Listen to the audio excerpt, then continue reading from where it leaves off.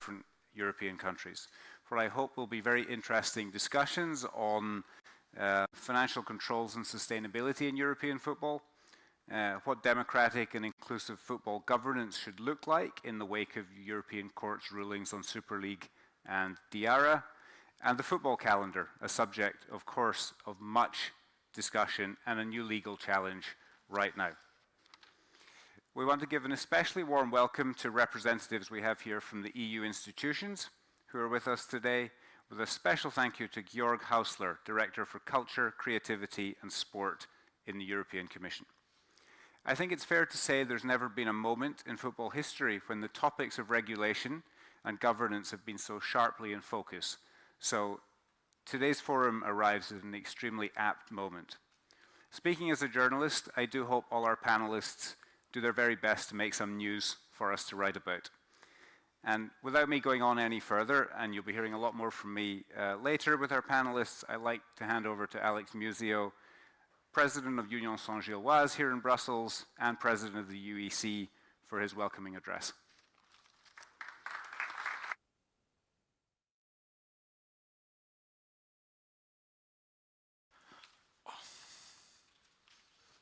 Hello everyone. Welcome to Bruxelles, ma vie. Today, to first listen to our panels and our great speakers representing a wide range of people from European parliamentarians to domestic leagues to FIFPro and others. The evolution of the UEC over the last 12 months has been even more significant than the 12 months before that. We now have an executive board, we have around 150 members from many different countries, and we have transparent policy objectives that we can stand behind. Our stakeholders and our members told us that we needed to move up a gear, and I'm confident that we have. I think it has become clear in recent weeks, months, and even years that regulation across football was not designed for the current football landscape. It wasn't designed for multi-clubs, it wasn't designed for sovereign wealth funds.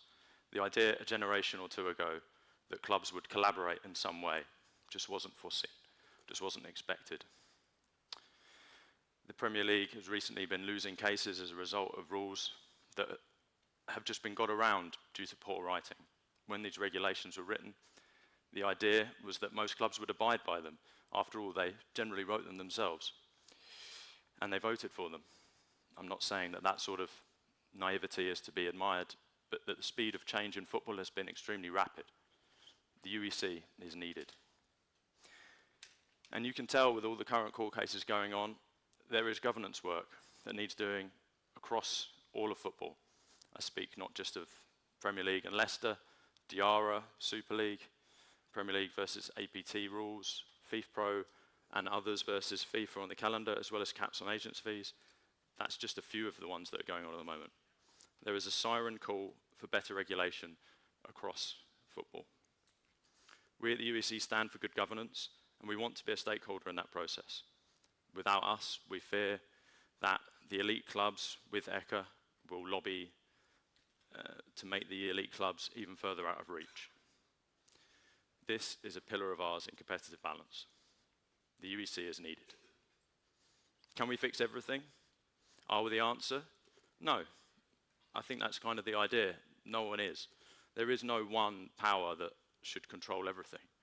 Balance across the piece is what's required, and that's why we're needed to ensure that. We've always said that if we can help move the conversation towards our point of view, that's a positive. I am not standing here praying for the good old days where the old boys came up with regulations that they wouldn't break. There was little safety regulations at stadia. The pace of the game was significantly slower, and where the state of the women's game was nowhere. We must recognise there's been significant positive movement in football too. However, in our three pillars of governance, competitive balance, and financial sustainability, it has been quite the opposite. We want to work with UEFA to help with these issues, and the UEC is needed here. That ECHA continues to threaten our members, or people who want to become our members, or people who want to engage with us, encourages me that we're doing the right things. The chairman of the ECA recently stated publicly that if you're a member of the ECA, you have to respect the ECA in return and not recognise the interminable array of protest groups or play politics.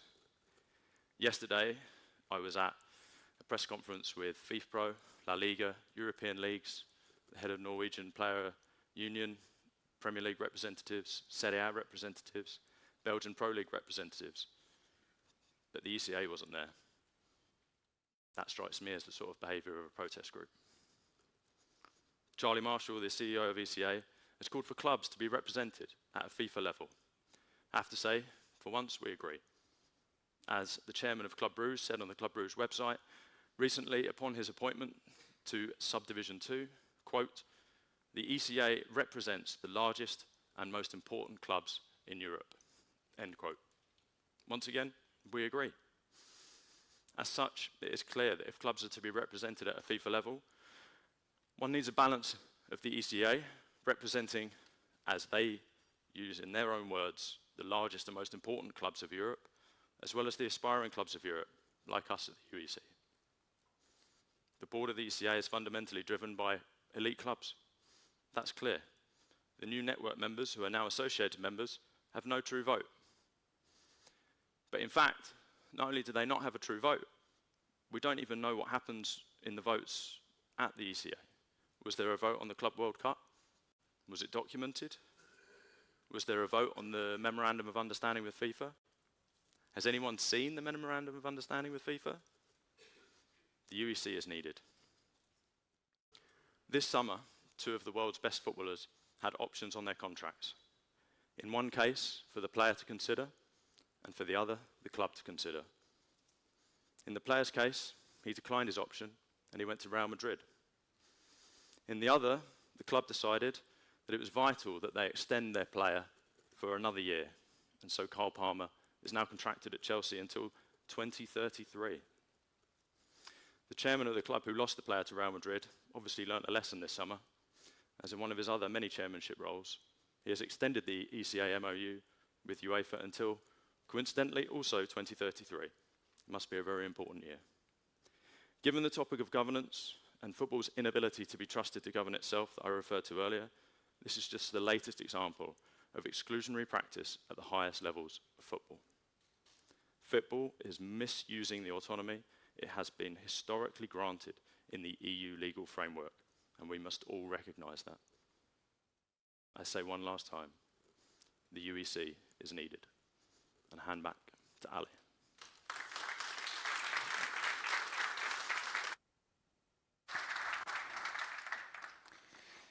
This is just a very quick transition because I'd like to hand the mic over now to Georg Häusler, Director for Culture, Creativity and Sport in the European Commission, who will give some introductory remarks of his own. For introducing me. When I speak in front of you today, football is really something I'm not only obliged to do because of work, I'm really, for those who know me, a bit of a football fan. Unfortunately, the club which is closest to my heart is not represented with either of the organizations you were quoting before.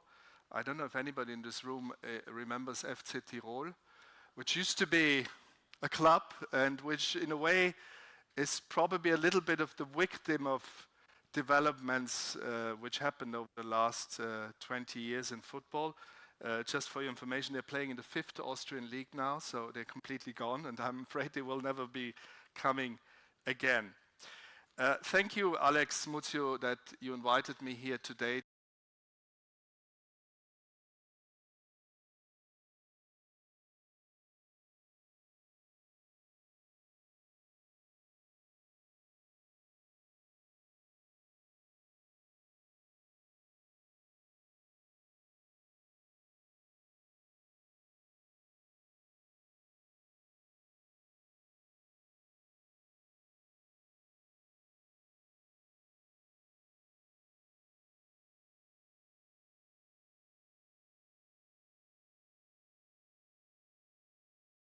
Really appreciate it very much, and I think you can be all very proud of having those two guys doing your work here.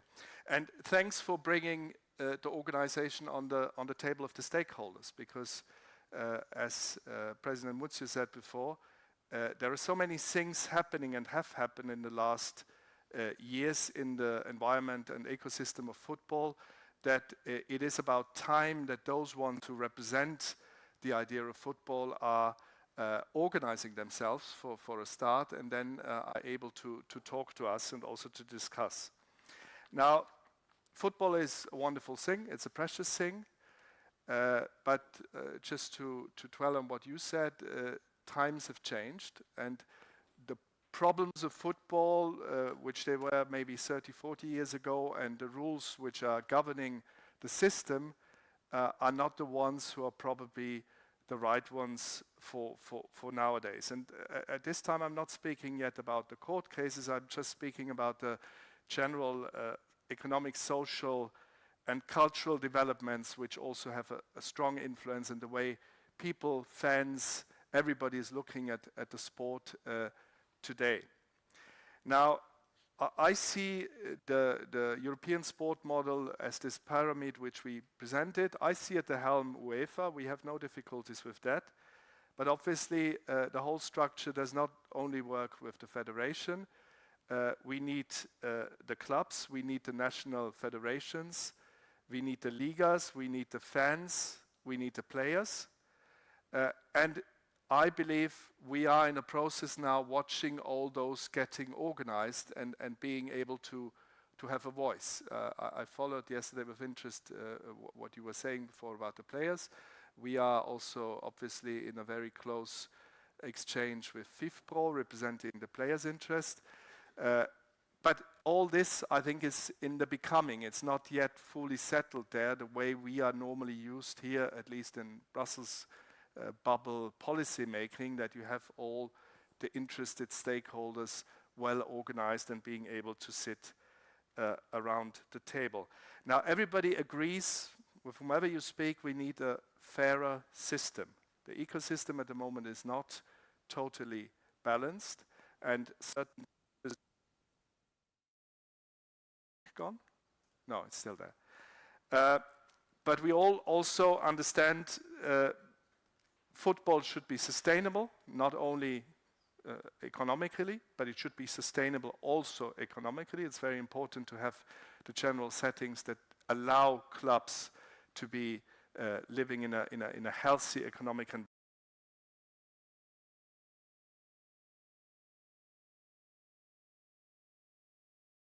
Decided on merits of the clubs and on merits of the players.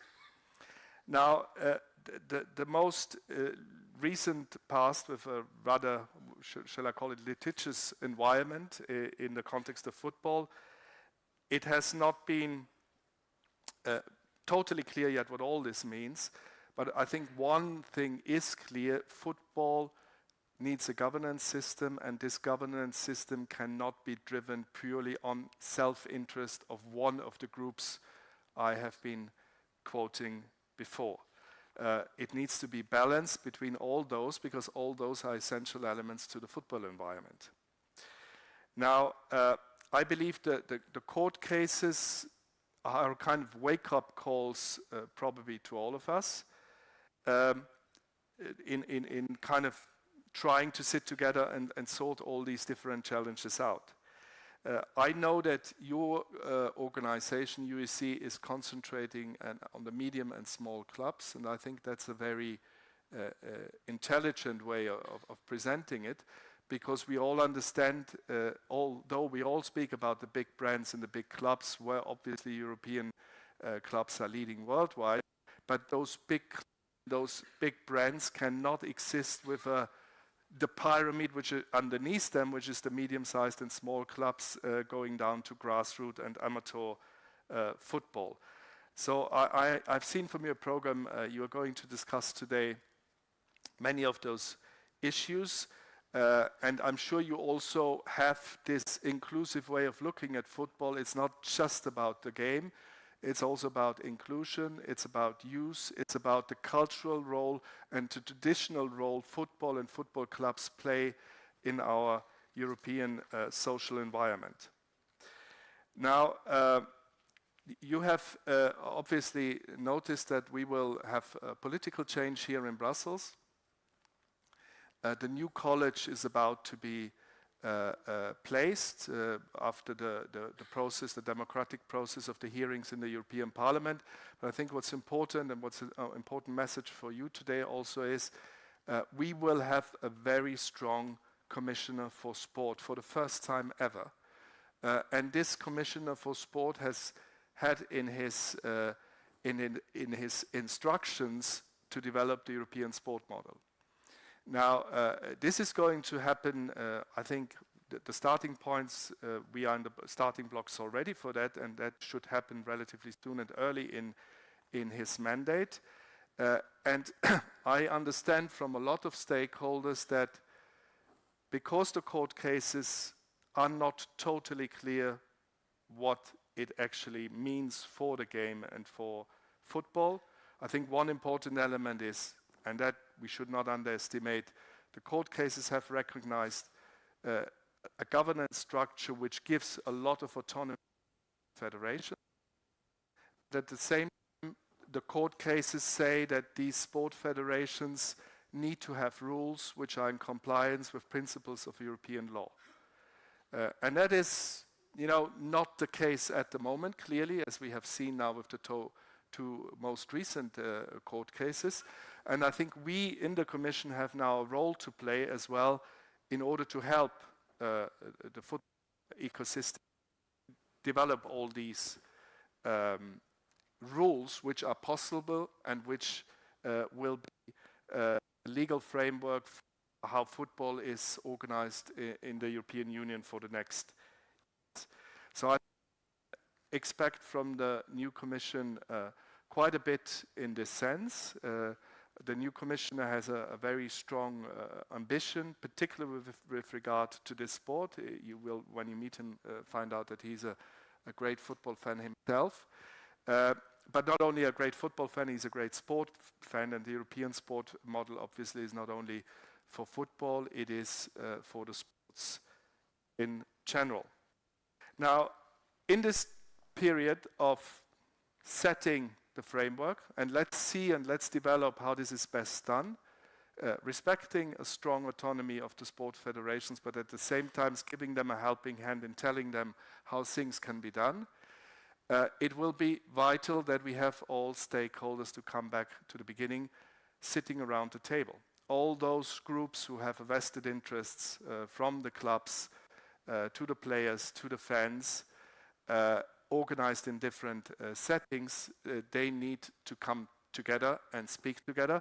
I understand you do not all share the same opinions about every subject, and that is not in itself a problem. I think there's hardly any area in law setting or in rule setting where everybody agrees on every detail, but I think it is fundamental that we develop also in football a culture of let's sit together behind closed doors and let's discuss, let's shout at each other, but let's, be reasonable and develop a system which works, because that is going to happen anyway and any event. It's not only because football needs this, it's because everybody expects it to happen. So nothing else from my side. Let's hope we will have this spirit of togetherness in having, in the end, I think most of us similar interests of where football should be going around the European sport model, and also emphasize the role football is playing far beyond the ones who watch the match in its enormous power of bringing people together, use education and the whole cultural role football plays also for our societies. Looking forward to interesting discussions you're going to hold this morning, and looking forward to continue to discuss with the organization and be an important voice in the football ecosystem with you. Thank you.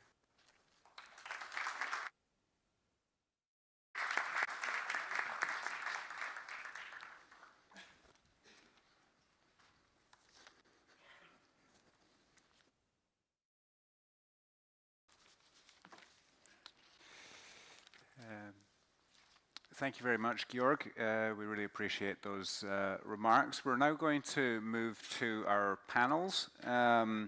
starting with a discussion about the unified European approach to financial controls and sustainability. I'll just say a little bit more introducing this panel, then we'll bring our panelists up to the stage. So here we want to really dive into one of the critical conversations facing modern football, the need for financial balance and the growing inequalities that we sort of see in the game today. As the growth of European football has increased revenues, it has brought into the spotlight glaring, and I think we would all say growing inequalities between clubs at the top and at the bottom of the pyramid. So today's panel brings together experts with a range of perspectives from across that pyramid on how to tackle these challenges. We'll explore the effectiveness of existing controls like the financial fair play regulations, discuss potential reforms, and we will ask whether the current system truly supports sustainability for all clubs, large, medium, and small. The aim here, of course, is not just to identify problems. We want to start thinking about practical solutions to those issues. How to ensure that football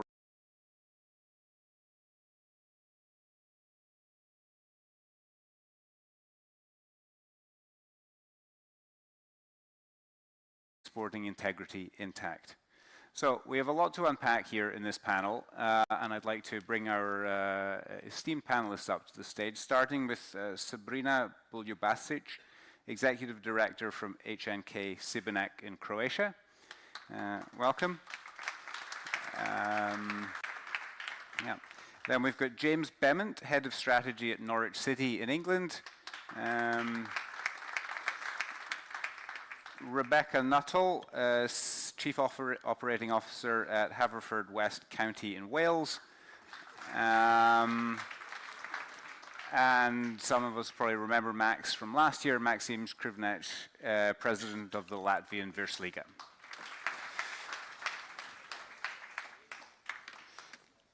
Okay. Welcome, everyone. Thank you for joining us today.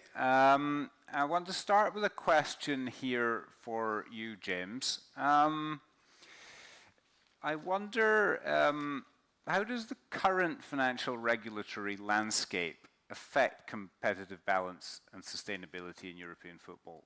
And as a follow-up to that, what are the consequences of the lack of harmonization when it comes to economics in football? So I think, first and foremost, the dynamic between financial stability and sustainability in European football and competitive balance is a difficult and tricky topic to unpick at times. I think a lot of the financial regulation that we've got in place today, much of it's sort of born out of the financial fair play regulations that came into force sort of the best part of, 2 decades ago now, really honed in and focused on the sustainability and stability aspect on the financial side. I think if we rewind the clock back, let's say best part of 2 decades ago, there was lots of cases of insolvency and administration in the game and sort of high levels of sort of underlying debt. And if we say that the regulations that came into force were largely trying to remedy some of those sort of unheralded sort of facets of the game at the time and look at where we are now, I think there's an argument to say that they've been sort of fairly successful in sort of curbing less cases of insolvency, administration, and perhaps whilst debt still persists, it's perhaps more sort of under control than previous. But I think the flip side of that coin is that competitive balance over the same period is perhaps diminished and perhaps while stability over here is sort of pretty stronger than it was sort of 10, 20 years ago, competitive balance over the same period is not moved forward as much. And I think competitive balance in itself is a difficult topic and perhaps suffers from the lack of a really defined definition as to exactly what that means, and therefore to say what's too much or too little competitiveness in European football is perhaps debated. But I think even anecdotally we can see it's the same teams towards the top end of leagues that are competing year upon year for league titles. It's the same teams that therefore then qualify and have access to UCC competitions. And I think where we therefore find ourselves today is that whilst a lot of the regulation has tackled the stability aspect, that competitive balance side is sort of almost the status quo has been protected. And I think on top of that, a lot of the regulation that we see in force today whilst unified in some areas, UEFA, teams qualifying for UCC competitions all have to adopt the same approach, and those also trying to qualify likewise. But I think on a domestic level, there's lots of different systems in place. Some look at like balance sheet measures, like levels of equity and ownership wealth. Others look at more sort of ratio sort of basis around, what revenue you generate and then what cost you can spend on certain facets. And others look at, sort of limits and more accountancy technicalities of what is and isn't permissible under certain wording, and that sort of creates a landscape that is where those sort of inequalities, can persist. And I think ultimately, if one regulator decides to do one thing and sets different limits and another does another, it's an obvious sort of situation whereby, these inequalities and the environment for inequalities can persist. I think just to sort of round off on a, an English club sort of perspective from the Championship, it's no secret that the Premier League, commands significant revenues, and I'm not going to sit up here and plead poverty. Norwich has spent good time in that league over the last, best part of 2 decades. But upon relegation to the EFL Championship, the revenue drop-off is severe from one league to another. And whilst parachute payments and other mechanisms exist, and I'm not going to go into other parachute payments, and that's probably a debate for a whole other day, but I think regardless of whether you think they should or shouldn't exist, another mechanism would likely need to, given the revenue drop-off is so severe.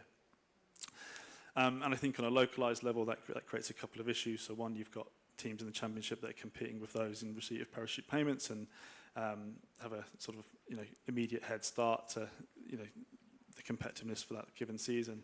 But then likewise for teams that then go up into the Premier League, you're then competing with teams that have been in, receipt of those revenues for some of them never relegated and best part of sort of 30 years. So not only getting up into the league, but then sustaining and being able to compete and coming back to competitive balance is really difficult. So I think, ultimately the move towards a more harmonised system, and whether we'll ever achieve and whether it's even wanted, the full harmonisation, I think the move towards it will help sort of alleviate some of those inequalities. And I think, regardless, whatever financial measures come into force in the coming years, we have to perhaps look at it more holistically and not just focus on stability and sustainability, but also, feed in measures which help foster competitive balance. Thank you very much. I'd like to come to the other panelists now, maybe starting with Rebecca, then Max, then Sabrina. We talk a lot about solidarity, of course. It's vital for smaller clubs, for leagues. Do you think current mechanisms are sufficient? What improvements do you think, if any, need to be made to enhance financial sustainability and fair revenue distribution? And it'd be great if you could maybe talk about some examples from, from Wales, from Latvia, from Croatia about that. Yeah, absolutely. So I've actually worked in Wales for around 12 years now in different clubs, and we've seen 3 different distribution models throughout the top tier of football in Wales. The most current one is having a significant impact on clubs in the top tier. So in around 2021, the distribution model was changed, and the youth system was recategorised, so Cat A, B, C. Something similar to the EPPP model that is rolled out in England. So category A was given a certain amount of solidarity, B and C. C, there is no funding distributed to this level of youth provision. So Wales is remote, like a lot of the countries in here. We have areas where we just don't have the level of player that can come through our youth provision to support all the infrastructure that we can wrap around an academy system in Wales. So I recently went into Haverfordwest in January and looked at the academy, and we were a million miles away from being a category A or even B academy. So we took the decision to scale back to become a category C academy to allow us to rebuild. With the 0 funding, it's really difficult to ever rebuild that. So I think we've had to work hard behind the scenes to put in place a structure that wraps around our youth provision that probably isn't feasible in the current sort of landscape of football in Wales. It's really interesting because there's so much disparity between our national team and our domestic league in Wales. The gap is huge. So from like a governance perspective, we need to look at how we address that gap domestically in order to provide those players for our national team, which in turn will support the solidarity as well. There's different layers to how we can look at that. We've spoken and we've written some draft policies in the UEC and looked at ways that we can support the distribution of funding, and it's really supportive of clubs like mine, like the majority of people in this room, where we're quite small. We are in remote areas. The financial burden on us is huge. We need those additional pots of money to support how we can sort of build our clubs and build our communities. Often we are quite vital to our communities. It's much bigger than football, as a lot of our speakers have mentioned today. It's cultural, it's health and well-being, it's servicing the people around our clubs as well. So we need to invest appropriately and fairly to ensure that it's balanced, and that we're servicing the needs of like the wider football landscape. Thanks very much. Max, would you like to talk about the Latvian perspective here? Yes, if we talk about the solidarity instrument, first of all, this is a fundamental funding program for especially for smaller nations. Sometimes it is the only program that is available to the clubs to develop their youth systems. And to give you the context, what is happening in Latvia, for example, top division clubs, which are all professional clubs, the overall budget of all these clubs are 35 million. So the next year, the solidarity money coming for non-participating clubs will be around from 3 to 3.5 million for Latvia, which constitutes almost 10% of the budget of the clubs. So it's a big portion of money.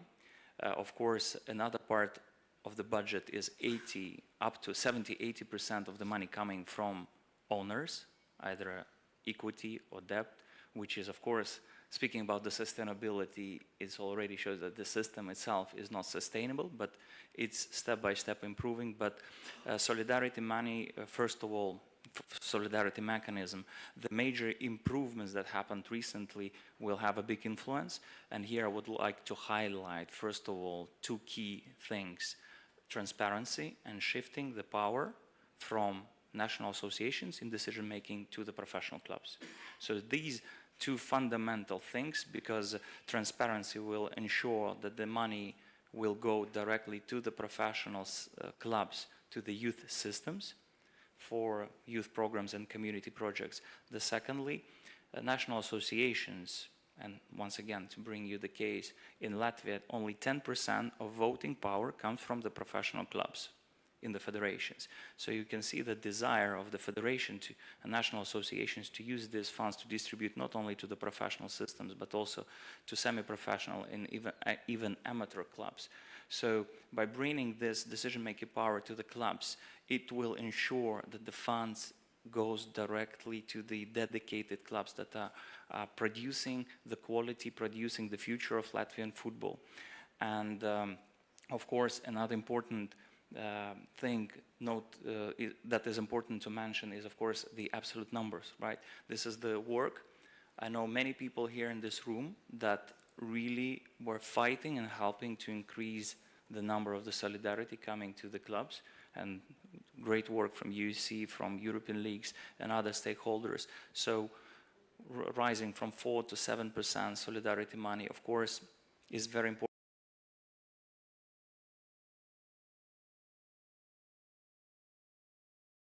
Is a club that is playing now in Europe League, Latvian champion, with the same budget as the team that is fighting for safeguarding a place in Virslīga. So absolutely the same budget. So it shows it's sometimes not about the sums, sometimes it's about the right management, and we try to educate our clubs how to use this money. And of course the new criteria that are coming with the solidarity mechanism, like licensing, additional licensing, I think it will also help to improve the system. And as I said, sometimes it's the only funds that are coming for the club's youth system developments.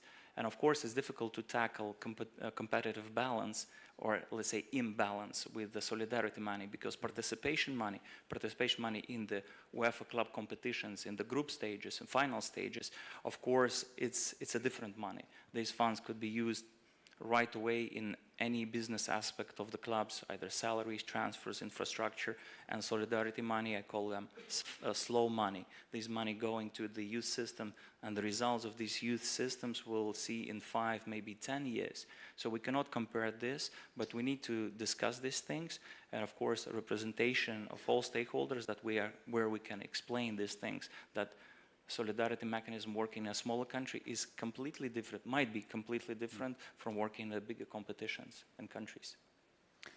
Just to follow up on one thing there, is this the first time a Latvian club has made it to the group stages of a European competition? It's the third time.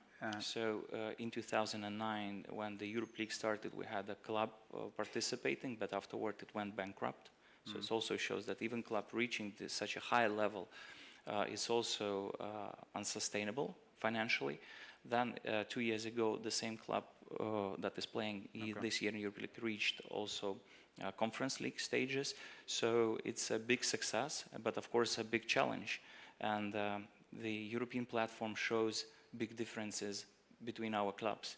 And I mentioned that also on my social media. RFS, the club from Latvia participating in Europe Club, has 130 times less budget than Manchester United playing in the same competition. So 130 times. You can imagine the big difference, but they play the same competition, and luckily also having a good results for RFS, also fighting with the big clubs. But it's challenging and it's interesting, but the difference is huge. Yeah. I'd like to come back to that in a minute, but let's bring Sabrina in. From the Croatian perspective, how would you address this question?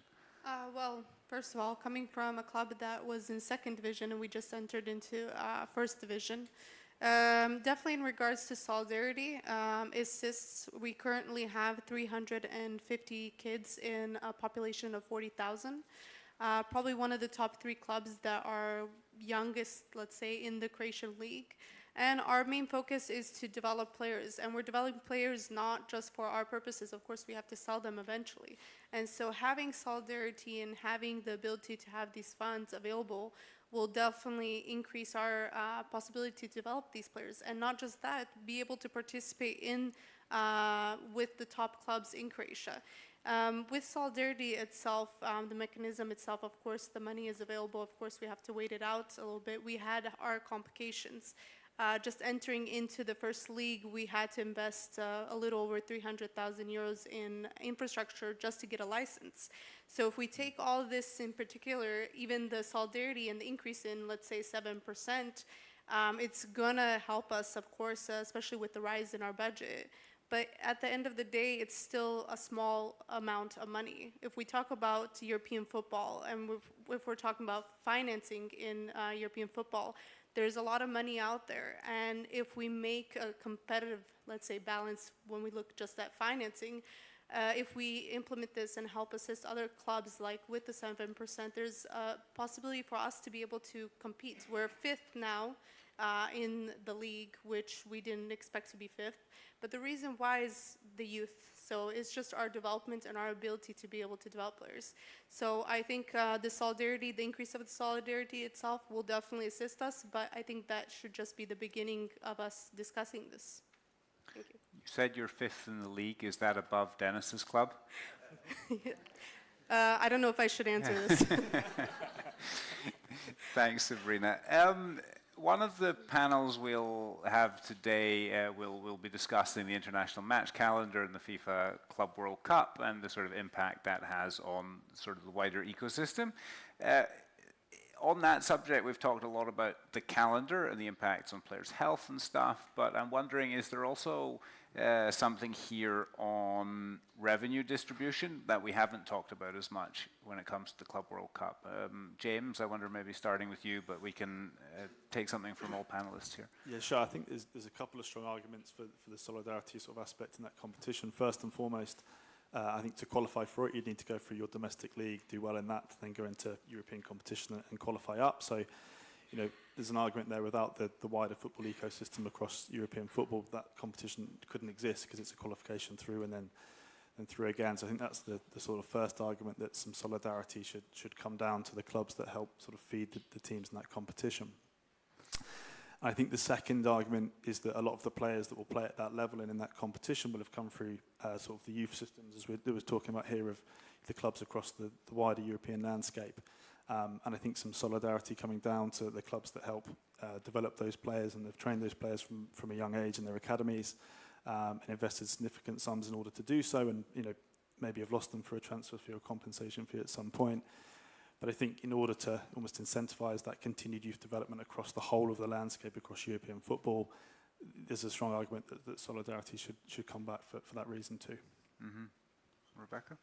Yeah, absolutely.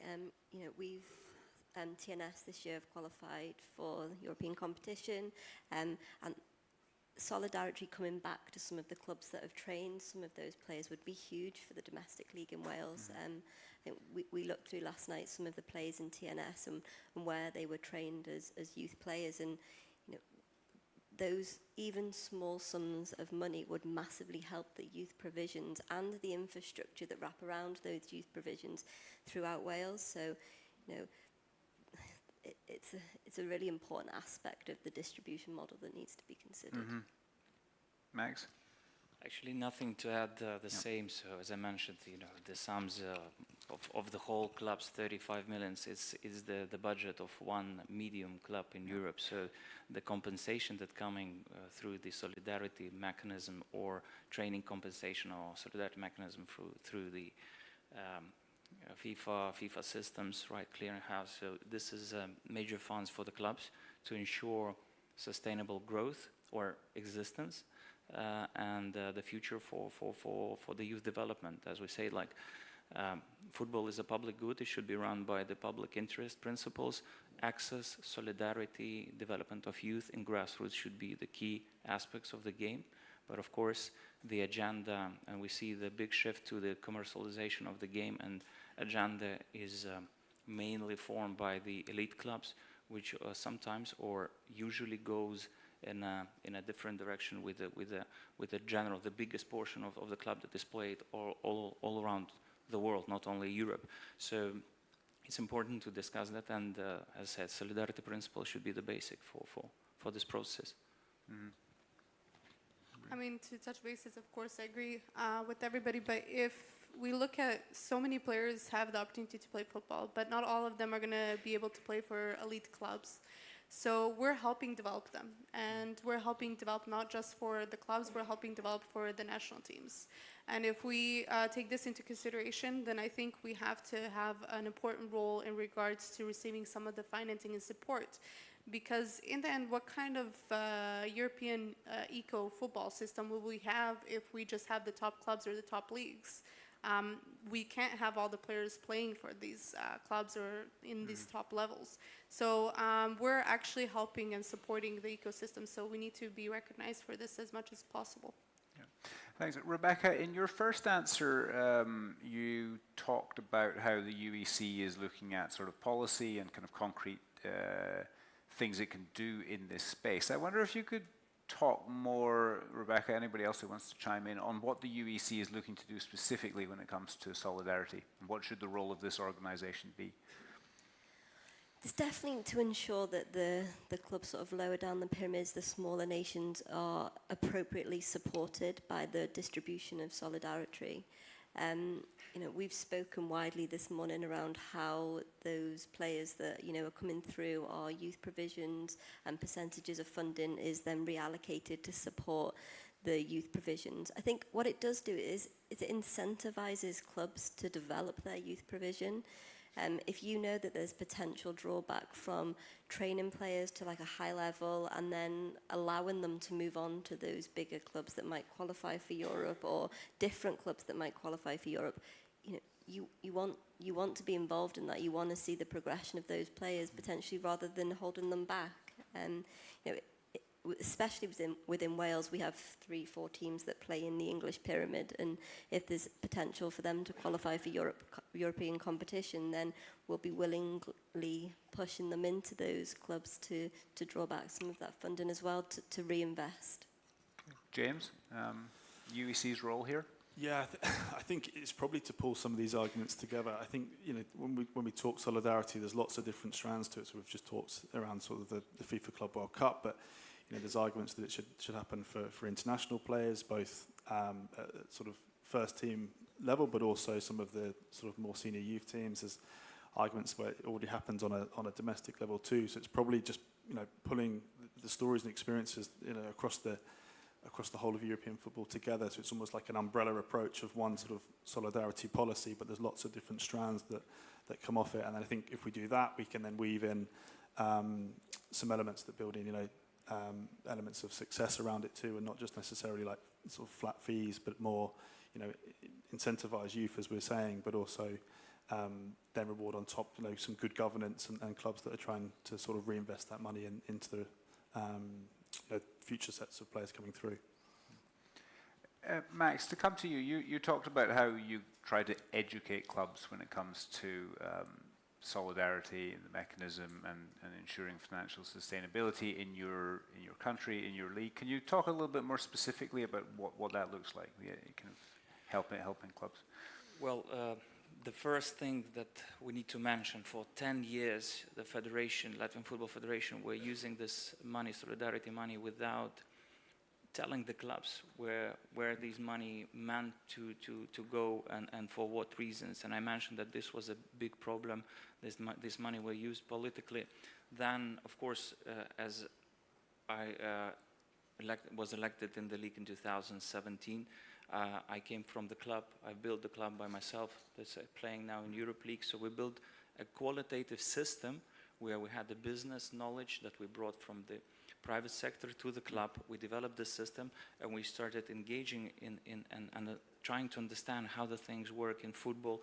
And one of the things that came up was solidarity mechanism. So we started to ask the questions to the federation, to the club. So what does this mean? So in 2018, we challenged Football Federation together with the clubs, and here is also the Latvian clubs are represented. We challenged Federation to talk, to have a discussion at the table. So this was the first step to educate the club. So to understand the mechanism, to understand what rights they have, and of course, with these funds comes also obligations. But we managed to change the system. So previously, all the funds were distributed to all the clubs in Football Federation. As I mentioned, it might be semi-professional and sometimes even amateur clubs. So starting from the last cycle, all the money came mostly to the professional clubs. So we divided, 75% came to the top division club, 25% of the solidarity came to the second division club. Even though this system is not ideal, because some clubs in the second division earned more solidarity money than the top division clubs, which is also absurd. We implemented the system where 40% of the money coming to the top division were equally distributed.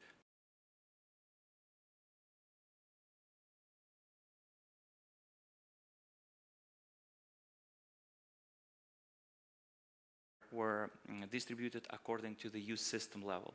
So the better the youth system, the more funds from solidarity came to this club. So by creating this system with a motivational factor, educating the clubs how to spend them, of course they know better. So here in this room, one example of the good management of the solidarity is Meta FK, and the president of the club is here in the room, Georg, so he can tell more about that, how to develop it. But you might see this club never were fighting for the UEFA club competition spots. This club, out of 10 teams, were always on the balance, on the edge of relegating, but always fighting, but solely relying on its youth system. So now almost 50% of all national teams, under 19, under 21, national team players are coming through this system. So we show that the UEC, by also mentioning the last question, UEC is this platform for these kind of clubs to have the voice, for example, to show that this is a very qualitative club that knows how to produce the players and to create the platform for the future of these players, professional future of these players. So secondly, of course, mentioning solidarity, training compensation systems. These are quite challenging things, especially with the new technology coming in, FIFA clearinghouse, which is absolutely brilliant idea, but implementation still, let's say, is not efficient, and it also creates challenges for the club. So UEC was also one, or the first organizations to help the clubs to solve these challenges. So these all the things are important, and I guess I covered multiple areas, but I think everybody's thankful for but you. this is the example how it is, and for the next cycle that will start from February this year, UEFA implemented a new distribution model, which is equal share for all the clubs. For me, as a league management, it's even better because we eliminate all the discussions and sometimes heated discussions on how to distribute the money. So it's just all money coming in equal parts to all the clubs. But we need to guarantee from the league perspective and from the federation perspective how this money are used. So we got the maximum out of these funds. Thank you. Sabrina, if we sort of zoom out a little bit, do you think just sort of more broadly there should be a new governance model for European football? Definitely. I mean, honestly, I think touching bases just now when we mentioned FIFA clearinghouse, I laughed because smiled because I think it's a good process, and I think that there is a good let's say positioning. We're going towards the right way. We're going towards a better governance in general in regards to competitions, in regards to football. But clearinghouse is a good example. It's a good idea. It's a good concept, but we're waiting about a year, maybe a year and 3 months to receive the funds. We had a situation where an English club actually paid it directly to us, and what are we supposed to do then? We had to figure out what are our obstacles. But I think that there is a good positioning. I think we're going in towards the right direction in trying to not have complications in regards to discussing the funds and how they're distributed. In regards to the FIFA clearinghouse, we're going towards the right direction. I think it's just a matter of fact of having us be part of that discussion as well when we're talking about UEC. So when I actually joined Šibenik, it was only maybe 5-6 months ago.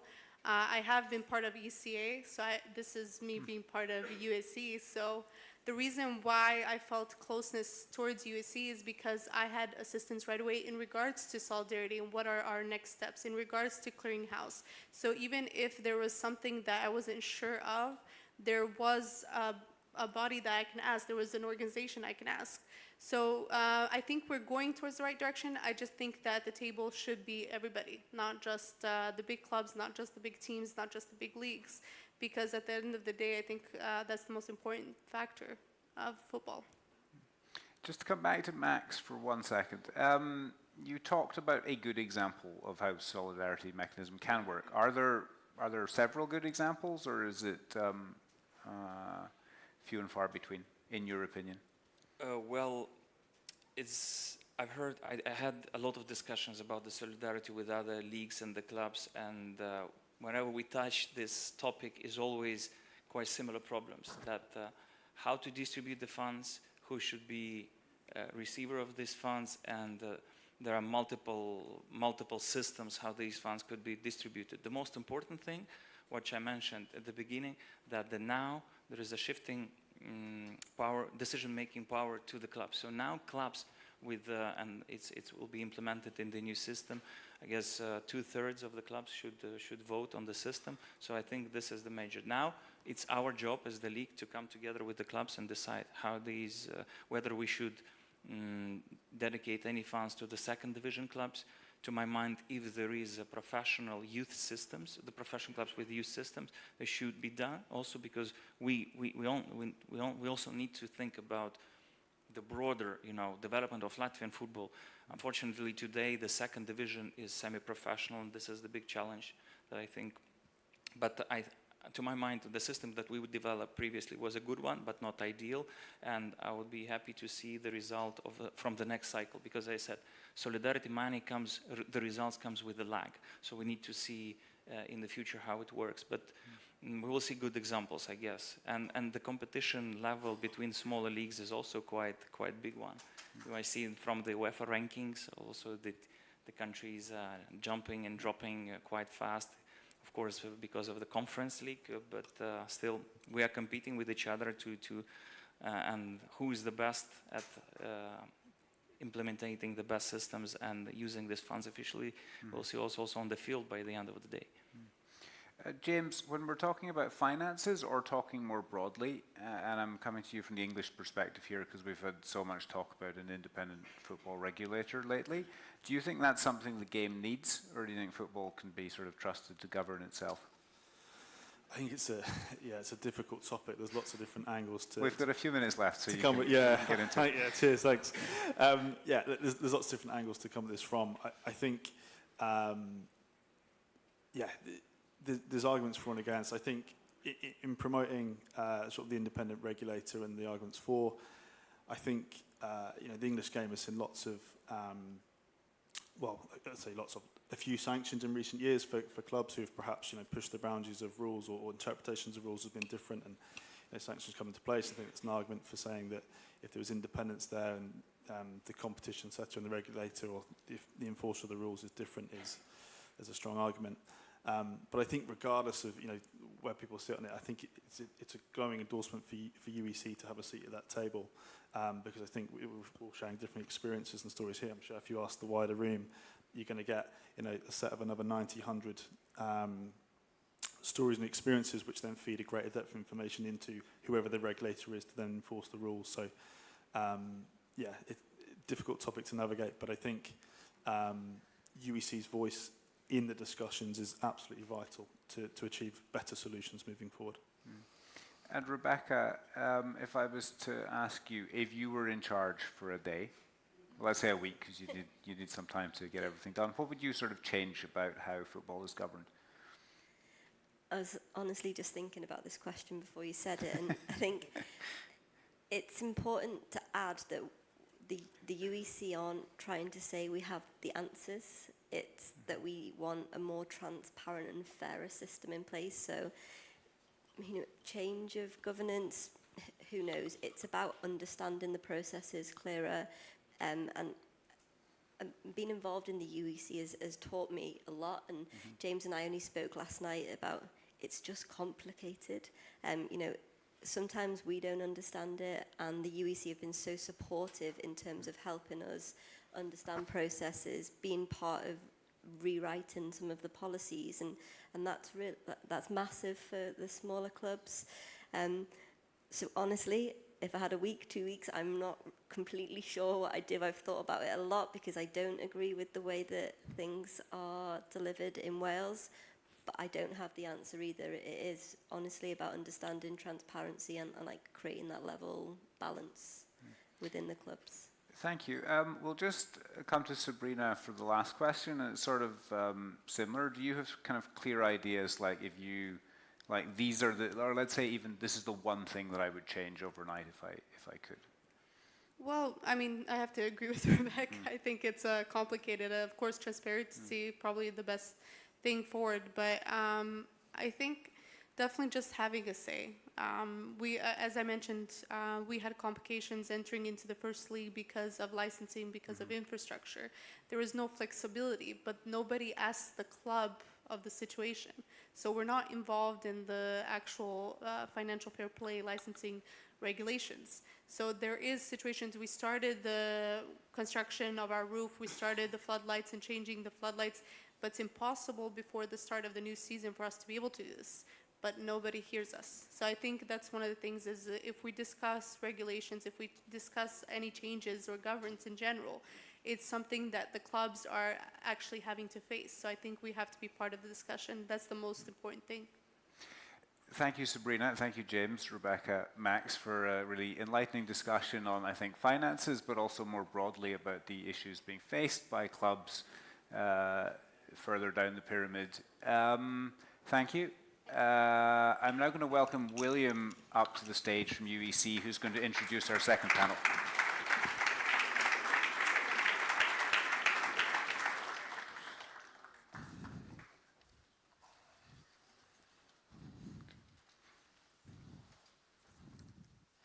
Hello everyone, and thank you for joining us today. I'm excited to kick off this panel called Beyond the Super League Ruling, the fight for a democratic and inclusive football. It's been 10 months since the European Court of Justice ruling on the Super League, and since then we've heard about a lot of legal cases and decisions. including very recently with the Diarra and Manchester City cases, or the complaints from players and leagues against FIFA. It seems that every time a legal decision is made, both sides claim victory, which sometimes creates confusion. But overall, this shows just how much the current rules are under scrutiny. When it comes to governance, every club organization is pointing to the ECJ ruling to argue that clubs should have more power, including ourselves at the UEC, as we represent the non-elite clubs that are currently not involved in the governance. Other groups are very much involved already, but seem to want more power without ever really explaining which clubs they are talking about. Now, interestingly, I presented this chart that you should show here last year at this same event.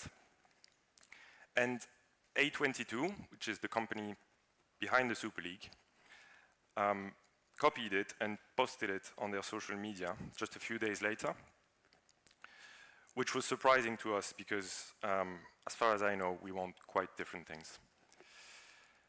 So if they're watching this event again this year, I'd love for them to finally clarify what kind of governance they're really supporting, because I think once your governance model is clear, it's much harder to hide your true intentions. Then we have, of course, the ECA, the European Club Association, which is still the only club representative body officially recognized by UEFA. Now, it's impossible not to notice the changes that have happened over the past 18 months, coincidentally, since the launch of the UEC. Suddenly, the ECA's membership criteria became much more open. They first introduced network membership. They started talking about clubs of all sizes and using the words like democratic or inclusive for the first time.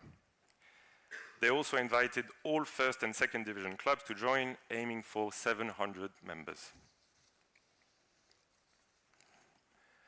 And just last month, they announced the Membership for All reform, where the network members became associated members. Now, we at the UEC don't claim ownership over words or expressions. But it's interesting to say that, well, first of all, I should say that democracy and inclusivity are the main reasons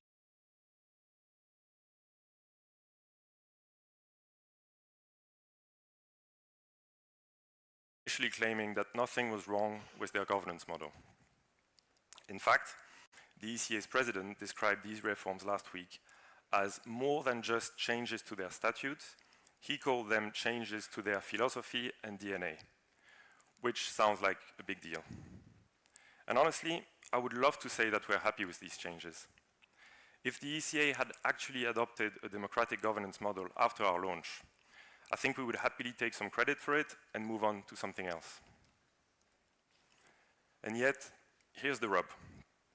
Despite all these changes, the fundamental issue remains untouched.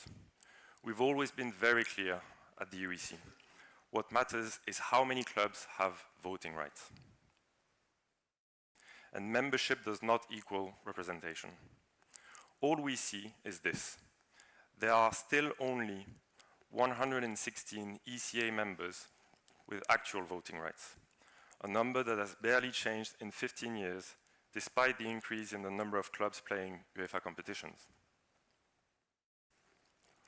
We showed these numbers at our launch event, and then again at this forum a year ago, and I can show them again today, because they're exactly the same.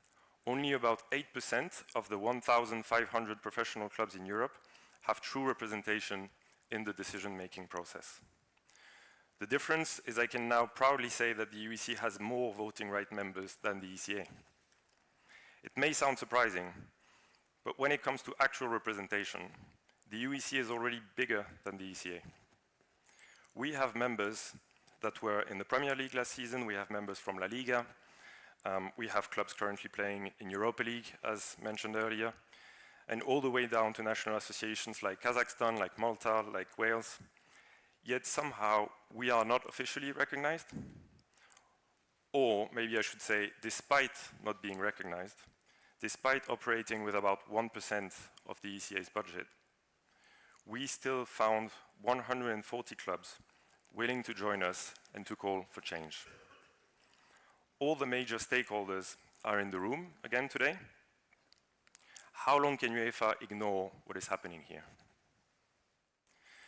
Now, what the ECA has changed is that a lot more clubs now have access to certain services and to certain events paid for with UEFA's money.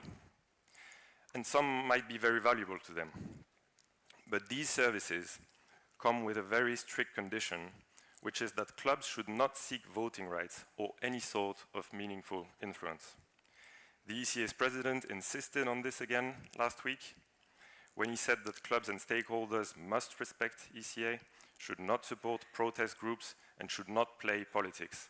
And it's hard not to read this as, we'll give you access to some services as long as you let us run European football, which doesn't sound very democratic or inclusive. Because this is the reality. Out of 700 ECA members, more than 500 are associated members without true voting rights. And some are ordinary members for women's football only. Even the remaining 116 ordinary members for men's football are not all treated the same. Half of the ECA's board gets elected by the ordinary members coming from the top 6 national associations only. This means that 33 clubs control half of the board. 33 clubs have as much power in ECA as the other 667. Again, it's just very hard to call this democratic or inclusive. Recent important decisions, as we mentioned earlier, such as the revamp of the Club World Cup and the Memorandum of Understanding with FIFA, also appear to have been taken without a vote.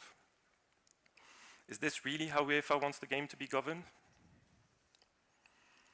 Now, if we thought we would be generating a debate about what the best governance model is for European club football, we were wrong.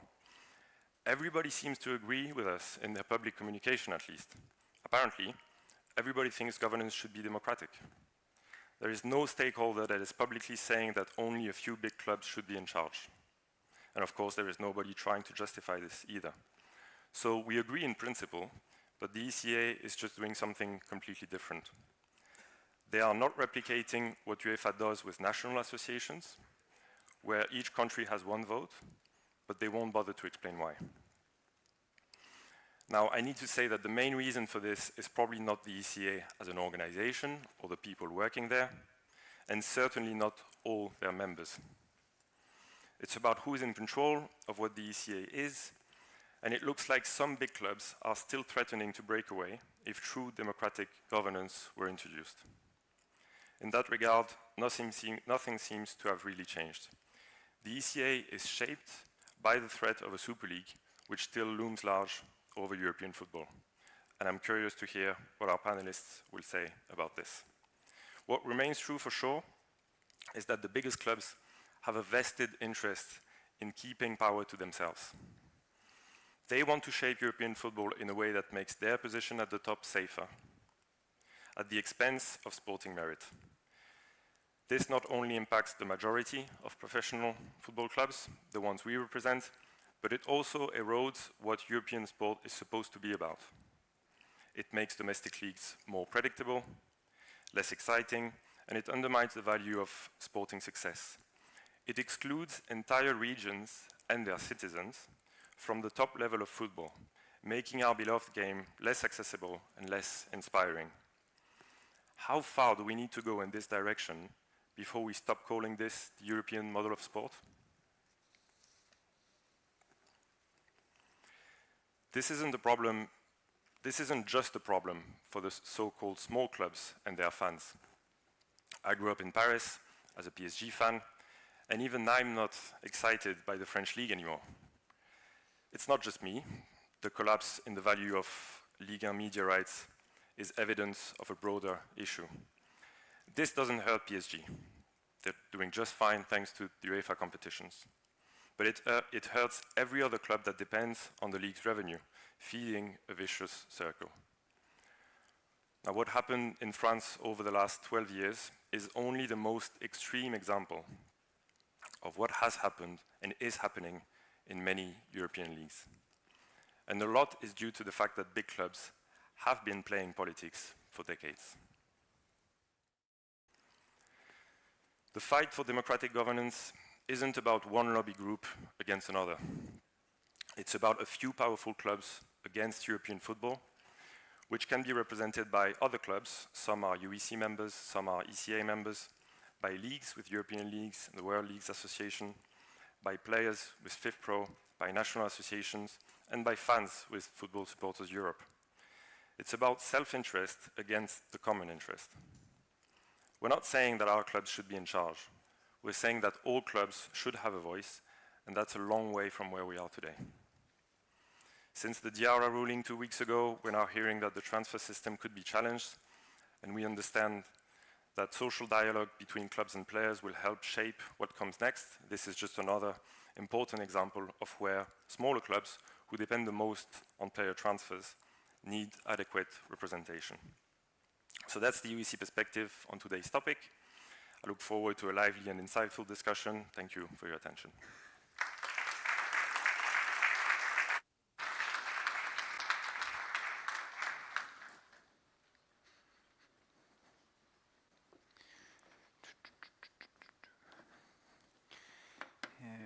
Thank you, William, for those introductory remarks. For this panel, we're inviting 3 guests, one who will join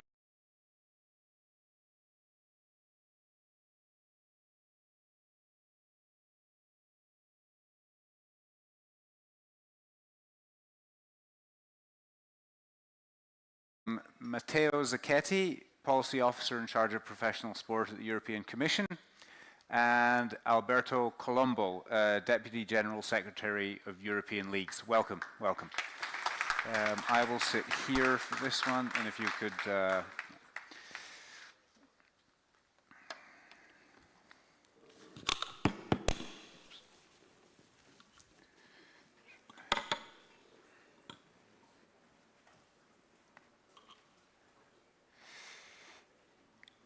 so I'm not quite sure where to look when I'm addressing a question to Miguel, but we're going to start with him. Obviously, this panel is on the sort of face and shape of football beyond the Super League ruling and in the context of multiple other legal challenges that are ongoing at the moment.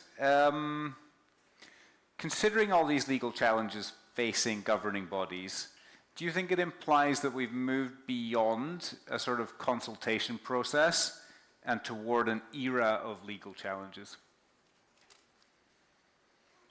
I think we were already in that era of legal challenges, and I think it's likely that it will increase unless the European Union political process steps in and creates a regulatory framework, as I believe ought to be the case. I think that I was listening to the previous intervention, and I wanted to answer your question by also addressing that intervention. I think that if we look at the Super League and the DRA case, what they have in common is the expression by the court of a deep distrust on how football organizations, and I will argue sports organizations in general, regulate the sport, and on the lack of inclusion and the lack of adequate representation of all the stakeholders. In the IRA, the court doesn't limit itself to notice, once again, as it did in the Super League, that while on the one hand recognizing the specificity of sports and that there are special interests that will authorize derogations, exceptions from EU rules, that is not the case with how sports rules have been constructed, both in the case of the Super League regarding how sports competitions are authorized, and in the case of DRA with respect to the transfer system. The court doesn't limit itself to do that. The court also highlights in more than one instance in the judgment what it understands and perceives as, on the one hand, some almost arbitrary character on the way that some of these rules are being constructed, and on the other hand, the fact that the rules seem to be constructed in light only of certain interests, certain stakeholders, and not taking into account the interests of all the stakeholders in football.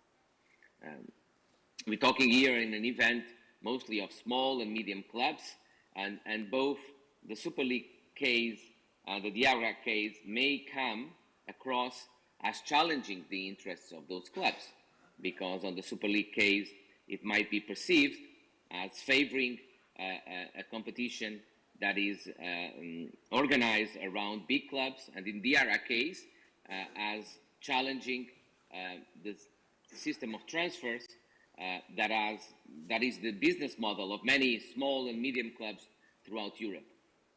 But that's not the purpose of the judgments of the court. That is clear if you read the judgments of the court.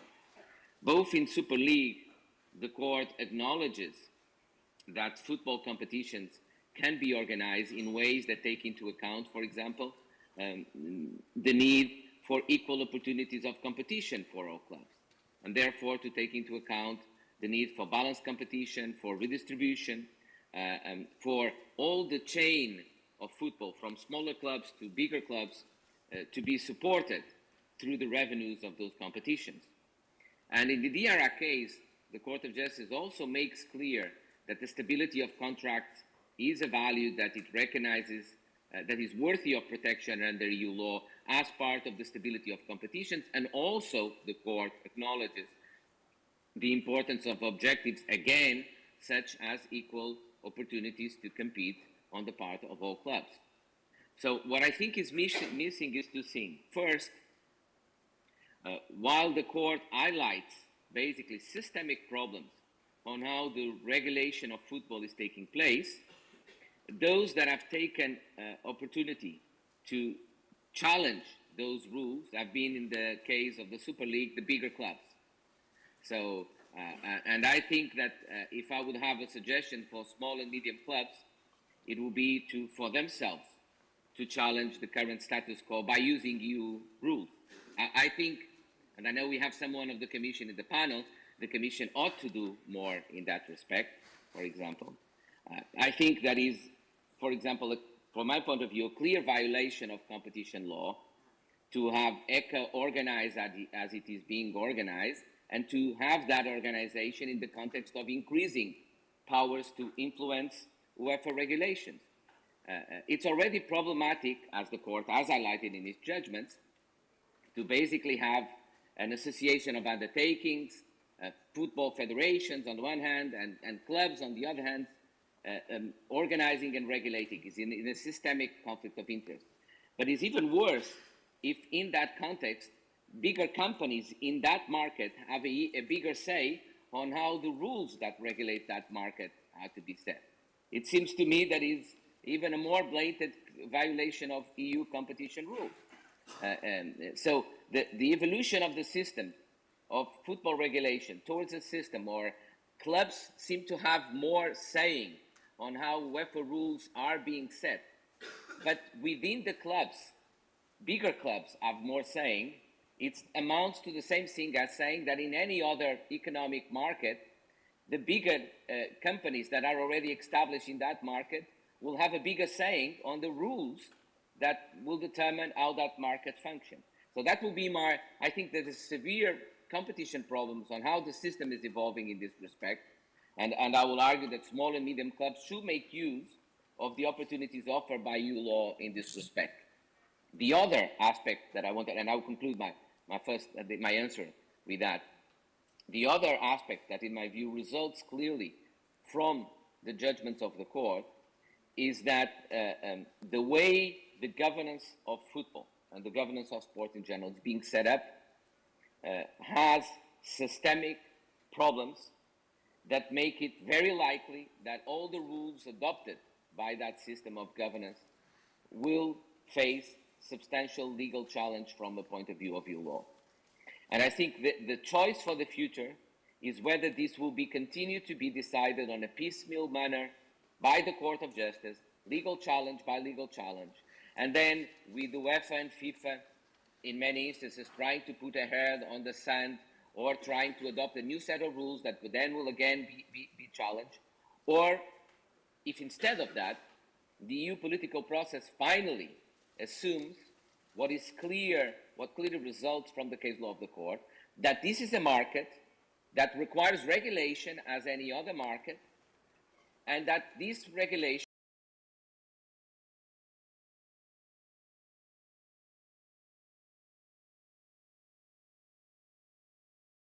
in question in this market.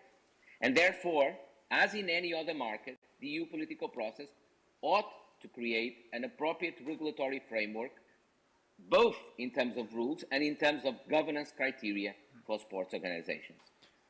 Thank you very much. It feels natural to bring in Matteo off Miguel's remarks there. You know, so far the tensions between EU law and sort of model of football competitions and governance has been addressed exclusively at the judicial level. Do you think there's a role for politics to play there, and should that be at national level or EU level? Yes, thank you. I think it was very interesting what Miguel pointed out. Do we want to go ahead, you know, by legal challenge after legal challenge? And in a way, is also what Alex Muzio mentioned this morning. You know, just reminding us, you know, where this all started. You know, with in April 21, the announcement of the aborted attempt of creating a Super League, which of course came from far. It was not a sudden episode. And then all the controversies that you know are there right now and made you know the football ecosystem a very litigious one and you know not a stable one, I would say right now. So what's the role for us? Of course, Georg Häusler reminded this morning that in any case the autonomy of sport is there, of course, and it has to be respected, but also European law has to be respected. I would see that more, you know, the task of our colleagues in DG competition, in legal service. We, in DG Act, the sport unit, we should have a different role. I don't want to you know, be boring by reminding the articles of the treaties that gives us, you know, a sort of shared power on sport policies, a power that we have to share that actually is secondary to the national member state. But I think, you know, there's a convergence, you know, in the European institutions, in Council, member states. Member states have signed, you know, I mean, this year, at the beginning of this year, a declaration supporting a European sport model. And I think, you know, the European sport model, has to be, and it really is our sort of polar star. We are at the beginning of the new period for the Commission. Again, Georg Häusler mentioned the high hopes we have for the next years.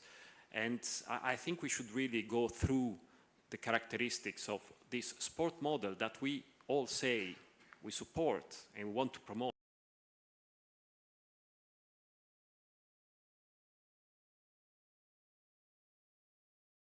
Into the football ecosystem, in the governance of football today.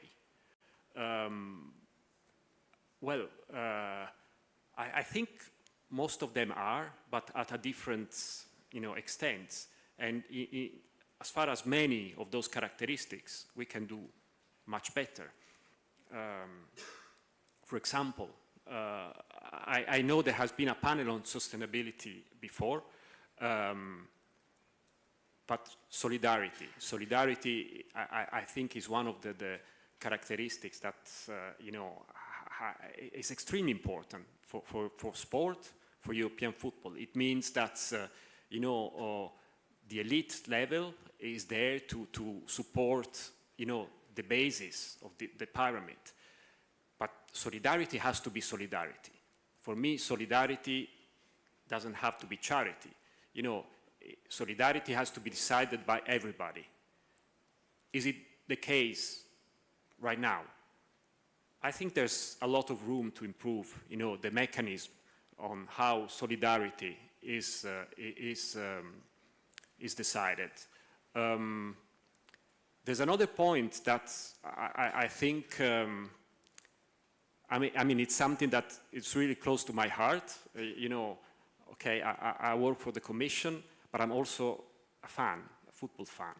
So I think football, you know, in the future has to be sustainable for fans as well. I'm not sure it is the case right now. Being sustainable for fans means that, you know, all clubs, you know, because, I mean, it's true there are many supporters of big clubs, but there are also many supporters of smaller clubs.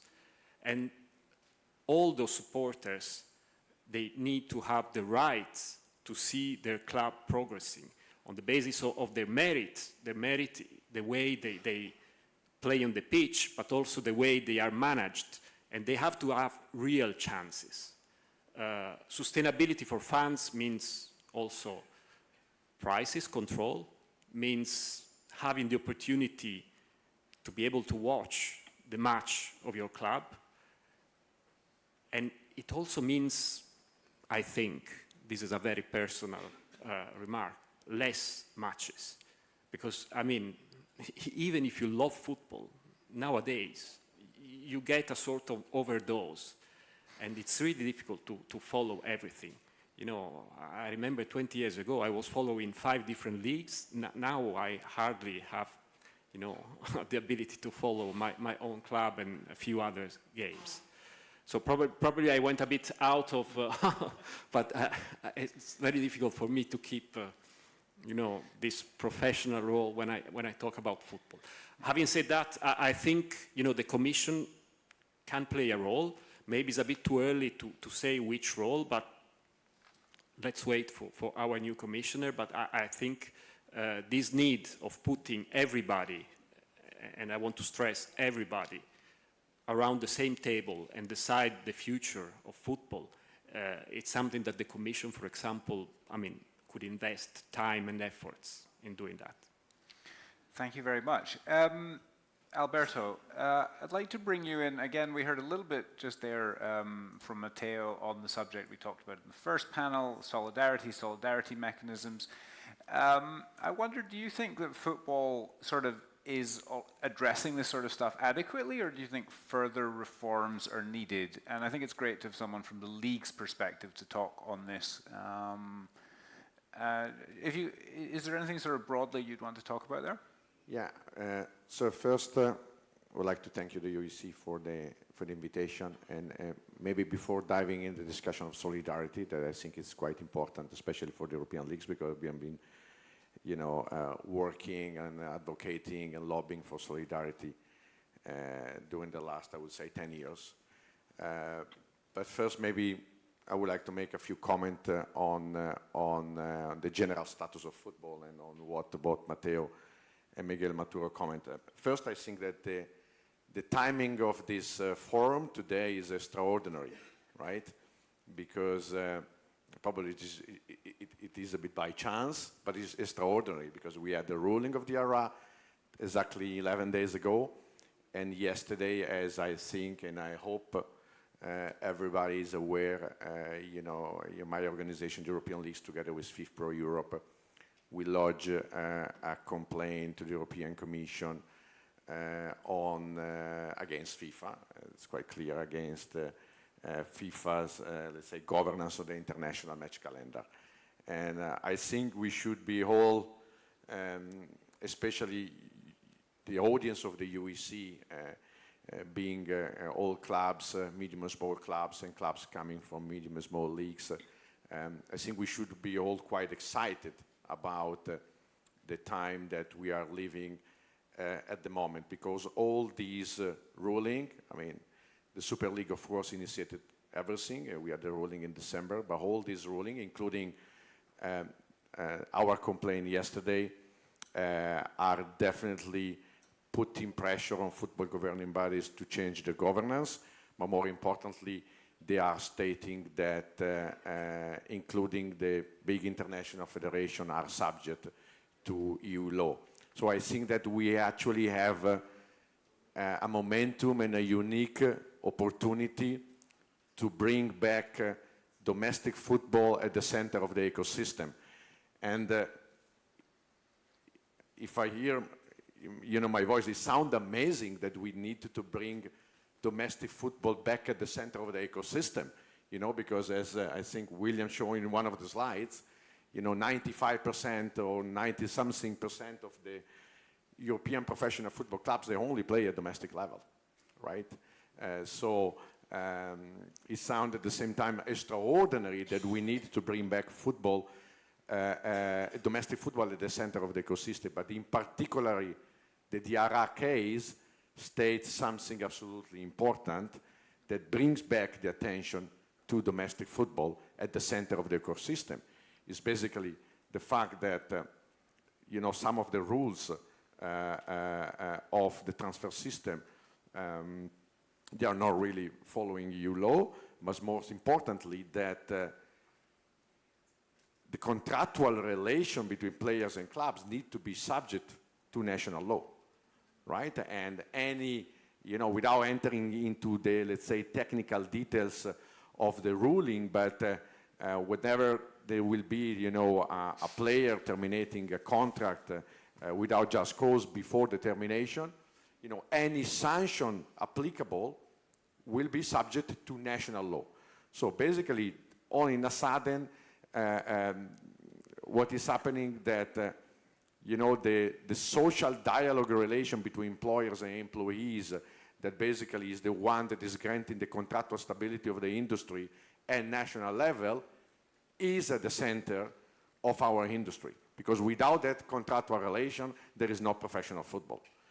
So all in a sudden you have unions and leagues that have the responsibility on behalf of professional clubs, most of the clubs that you are here today, to negotiate contractual industrial relation via collective bargaining agreement.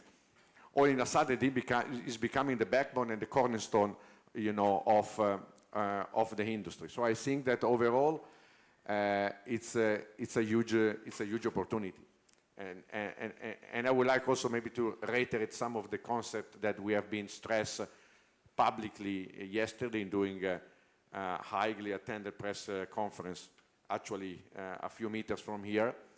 I think we said there has been a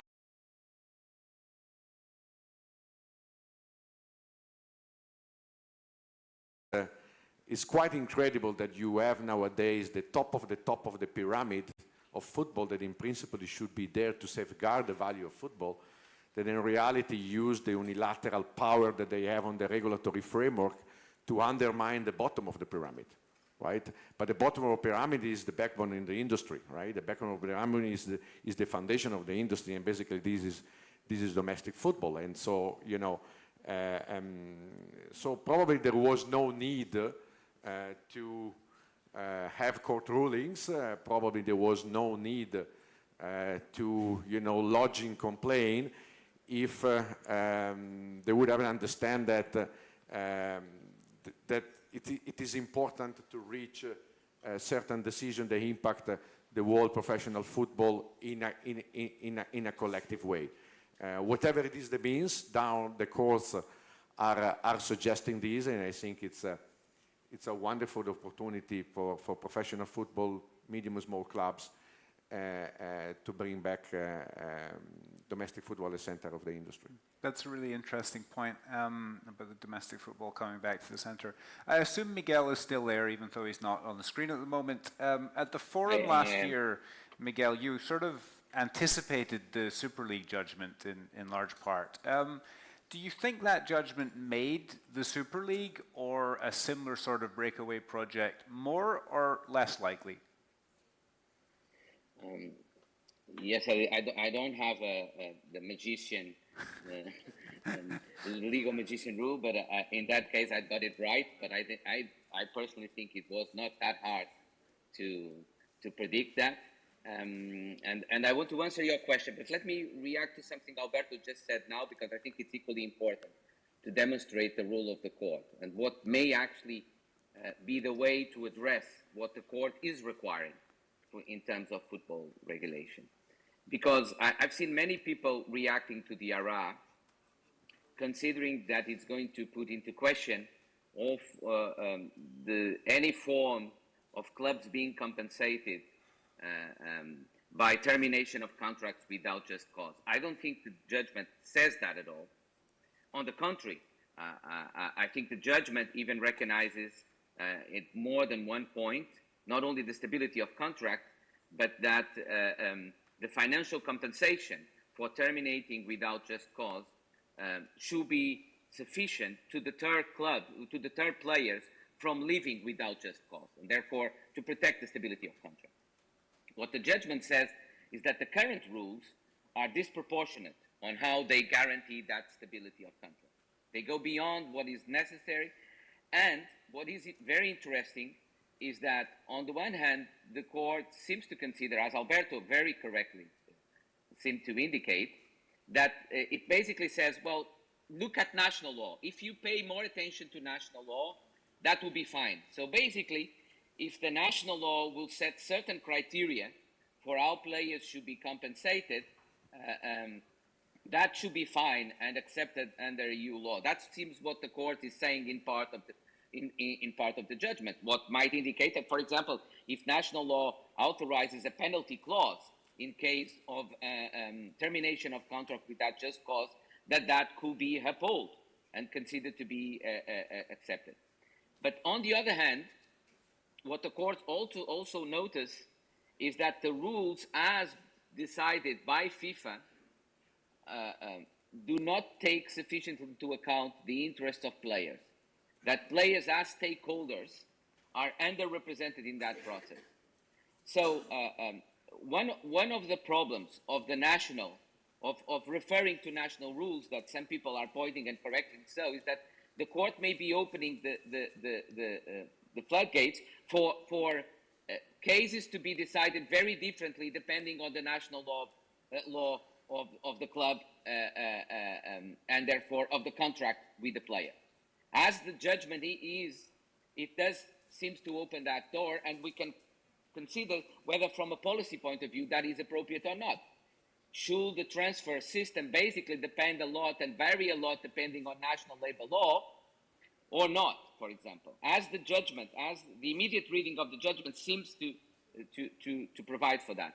But on the other hand, the judgment opens the door for an alternative solution, because the judgment opens the door from my point of view to the possibility of a collective agreement at the transnational level. I would say that if FIFA rules will be rules that will be negotiated with players, where players will be involved in a kind of collective agreement at transnational level, then the court might not need to refer so much to national law. Basically, the court's recourse to national law is a consequence of not trusting FIFA and considering that at this stage, national labor laws provide a better balance of all the interests affected in this area. We can assume that national labor law at least take into account the interests of workers, in this case players, and that is not the case with FIFA rules. But if FIFA rules will start taking into account the interests of players, that will be the case too. So now, I think this is an interesting example of how the judgment of the court can lead to very different results. Yeah. And it's important for us to take into account what really underpins the judgment and what is the correct way of addressing. And that is the same thing with the Super League. The judgment is not at all favorable to the Super League. It's not a judgment that says that the Super League should be the model of organizing club competitions in European football. Not at all. I would even argue that a Super League, as originally planned, will itself be contrary to EU law and EU competition law. What the court said in the Super League was that the system of authorizing competitions by UEFA is contrary to EU law. That's a different thing. It is not that the Super League is the right model of sports competition, but it is that as currently organized and set up, UEFA is violating competition and free movement rules by how it decides on which competition is authorized, and basically by setting up a system that gives preference to its own competition. I think that, therefore, if what the judgment opens the door is for an alternative competition to come up, that could be even a company that comes up and makes a proposal and a request for an authorization for, it could be the UEC, that could make a request to UEFA to organize a different club competition in Europe. And if that club competition will be closer to complying with the criteria set up by the court, including solidarity, equal conditions of competition, then the UEFA will not be entitled to prohibit that competition. On the contrary, it will have to authorize it and could not favor its own Champions League over this competition. And then whoever is organizing this competition, as I said, it could be UEC, that will come up with such proposal and such model, could then invite the clubs to participate in this competition. This is totally possible, and this is a result of the Super League judgment. I will speak to Gareth and Dennis after this panel and see whether they've got an alternative competition in mind. I did see Alberto's eyes light up there at something Miguel said, and you wanted to come in and make a point on something there? No, I mean, Miguel said things in such a right way that we could stop the panel here. So I think I will undersign everything he said since the beginning of his first intervention. I mean, I think that,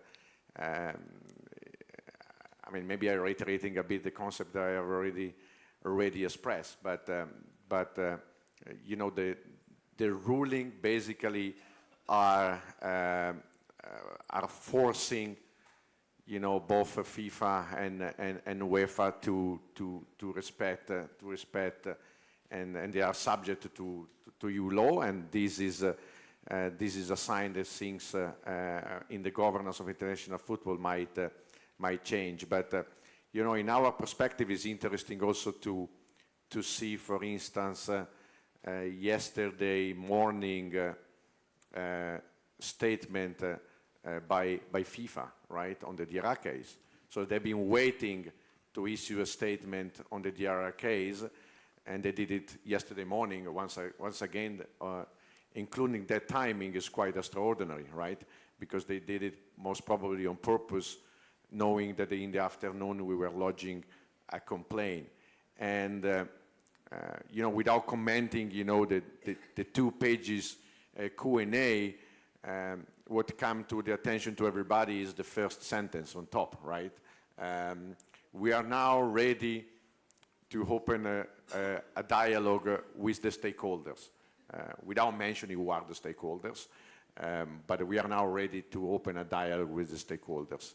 I think that the key messages that we presented yesterday was, maybe dialogue several years ago was enough, because with that dialogue we would have avoided a lot of court rulings and a lot of complaint. The interesting thing is that, you know, dialogue is not enough anymore. You know, what we are not even asking, because we are not anymore the one asking, we are not anymore the one pretending. Historically, we have been pretending to be at the table, we have been pretending to be part of the decision making. Now there are the courts that are saying that, you know, so that it's good that in a certain way they are facilitating, you know, how it works. But, you know, dialogue is not sufficient anymore.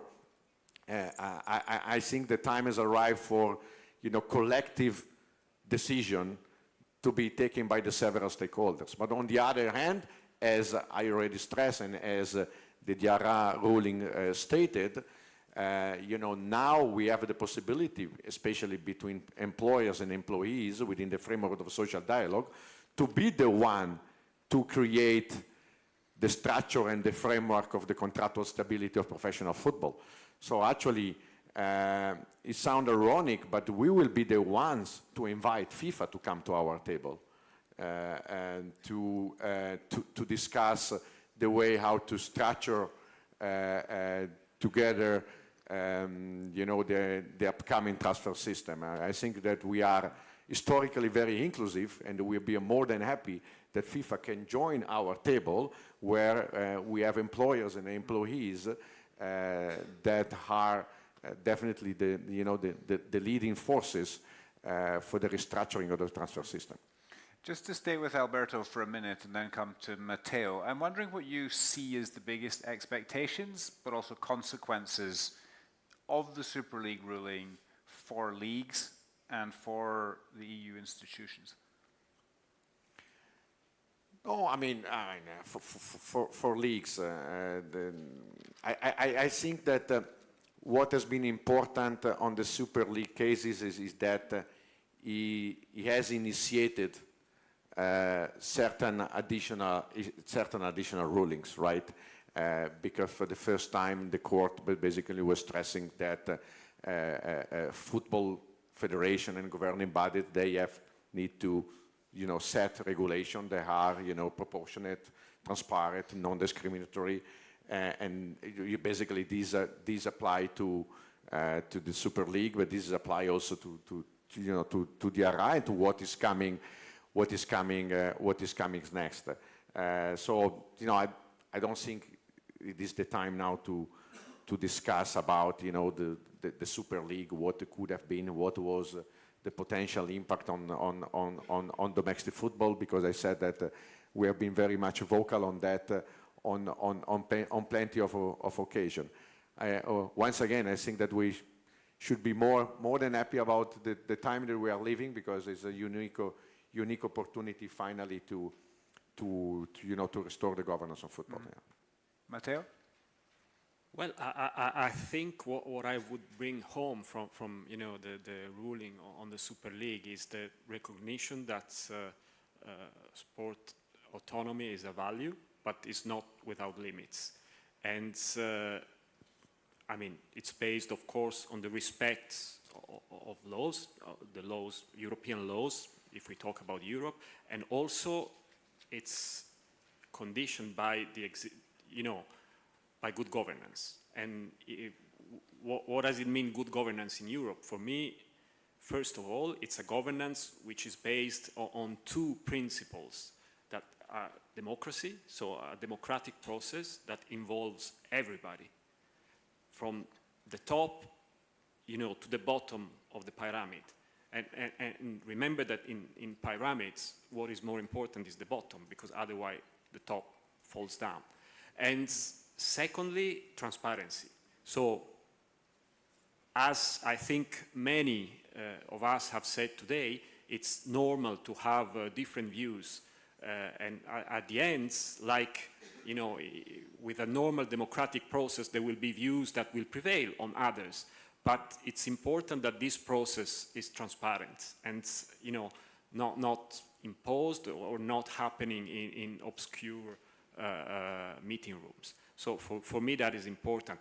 If I have the time, I would also like to go back very quickly to what happened yesterday, you know, to the press conference. And I think it was very important because I think, of course, the rulings are important. Many things have an influence on the ecosystem, but the international match calendar is key because it has been said that, I mean, on the one hand, players, I mean, they complain about the charge that is becoming excessive. But actually, you know, if on the one hand we have clubs and players playing far too much, we have also clubs and players playing far too less, I think.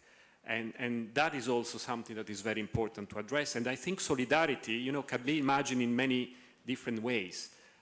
Personally, this is really my personal view, I think one of the best things that UEFA did in the last years was the Conference League. Because it gave the opportunity to more clubs to play outside their own national borders. And I think, I imagine that every club should have this chance. So I know maybe it's a bit of a far-fetched idea, but I think imagining competitions also for a larger number of European.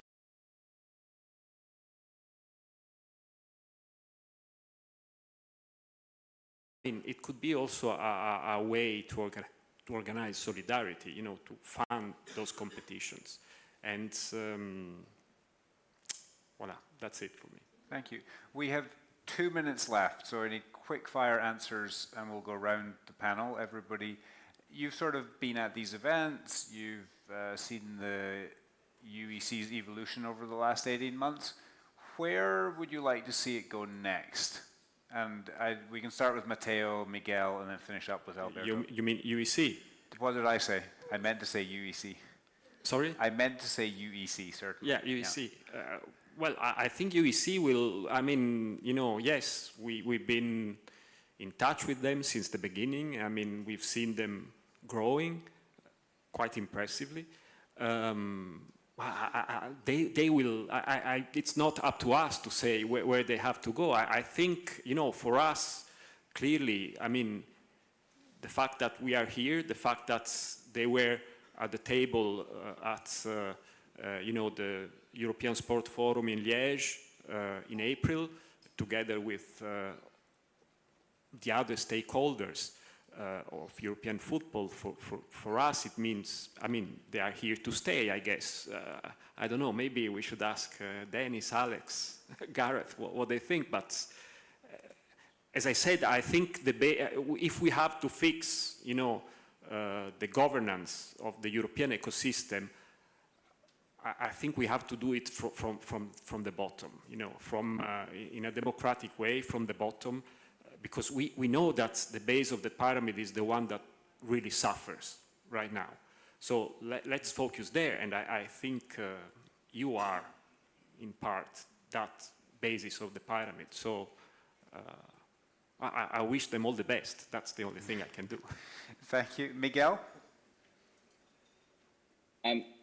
I too think that the UEC should play and has a fundamental role to play in representing a large spectrum of stakeholders that have so far, and to a large extent, been underrepresented in the governance of football.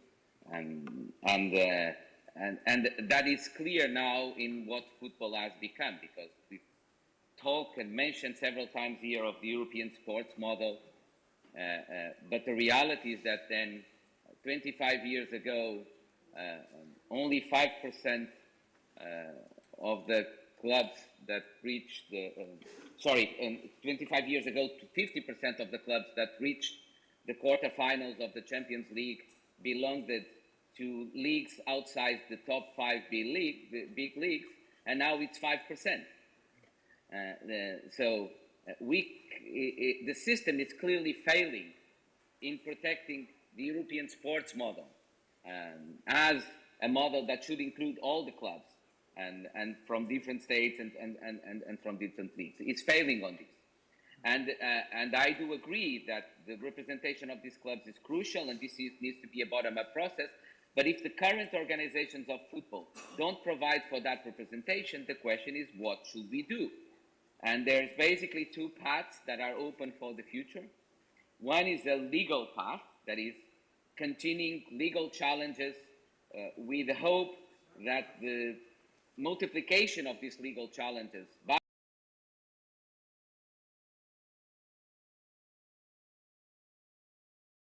itself, that's one possibility. Just to give an example, I think people are underestimating the potential impact of the DRA, because the DRA judgment is a judgment regarding a player whose past contract who had to pay a compensation for a past contract that terminated without just cause, and that then went and asked FIFA for a financial compensation. This means that there's a wide number of cases potentially out there because the court did not set any time limit on the consequences of the judgment, for any player that has had to pay a compensation to now go after FIFA and ask for a financial compensation. This is just to give an example of how the system could evolve in terms of litigation and the pressure this could bring on football organizations. But the other alternative, that I think would be my favorite alternative and my preferred alternative, would be for a structured process that will be politically driven at the European level to create a framework that will not end sports autonomy, but that will require this autonomy of sports to take place in accordance with good governance principles, and that provide for the representation of all stakeholders. And basically it would say to sports organizations, if you comply with this set of truly democratic system, truly separation of powers within how you organize, then we will defer to your regulatory autonomy. If you don't, then we don't. Then we will not defer because you are not to be trusted, what is currently the case. I would prefer a politically driven process in this respect. And if I just can conclude with a provocation for my good friends from the Commission, and particularly the DG competition out there, and the role they may also play in this respect, though I think it's not purely a role only for the Commission, not at all. I think that it's time for the Commission to do an introspection on the role that it has played in this area. Because time and time again, the judgments of the court basically established that the approach and the Commission has taken in competition law in this area is not compliant with EU law. How many more of these cases where the Court of Justice basically comes and says to the Commission, well, you have not done your role in the competition law that you should, are necessary for the Commission to finally start to be active in this area. It is Bosman, it is Super League, it is the ARA. In all these cases, the Commission basically approach on the competition law. It's not only FIFA that is in question. The Commission approach on the competition law has been decided by the court to be wrong. So it's time for the Commission to take seriously what the court is saying in this area. Thank you. Alberto, can you top that to finish? Yeah, no, I mean, it's... I mean, for the UEC, I think just a message. I mean, keep fighting for the reforms and pushing for a better governance. Keep fighting for a better solidarity system. You know, I think we have been reaching and negotiating together with UEFA and ECA an historical, as we discussed in the previous panel, actually a deal in solidarity. But we have been feeling, and also not just feeling, the support of the UEC and your membership base on this battle. But we cannot stay and you know, seated on the success. Also talking specifically about solidarity, because I know that it's probably you know, one, if not the most important topic that is in your agenda. Because let's always remember that it is true, you know, as from this new cycle, you know, we are distributing 150 more million to non-participating clubs, right? Yeah, but it's quite easy to take this decision when, you know, 1 year before you know, you have decided to distribute 700 million more to 100 participating clubs. You know, so, you know, there is a bit of a propaganda to only talk about solidarity. You know, the solidarity, we achieve something on solidarity. You know, while we have been discussed only during 1 minute about, you know, so solidarity, fantastic, 150 million to be distributed among 700 clubs, but 1 year ago we decided to distribute 700 more million to 100 clubs. You know, so I think we have to celebrate the success of increased solidarity. This is fundamental for especially the UEC clubs to fund your, you know, your development and especially youth development. But we are not naive to consider that the new distribution system is actually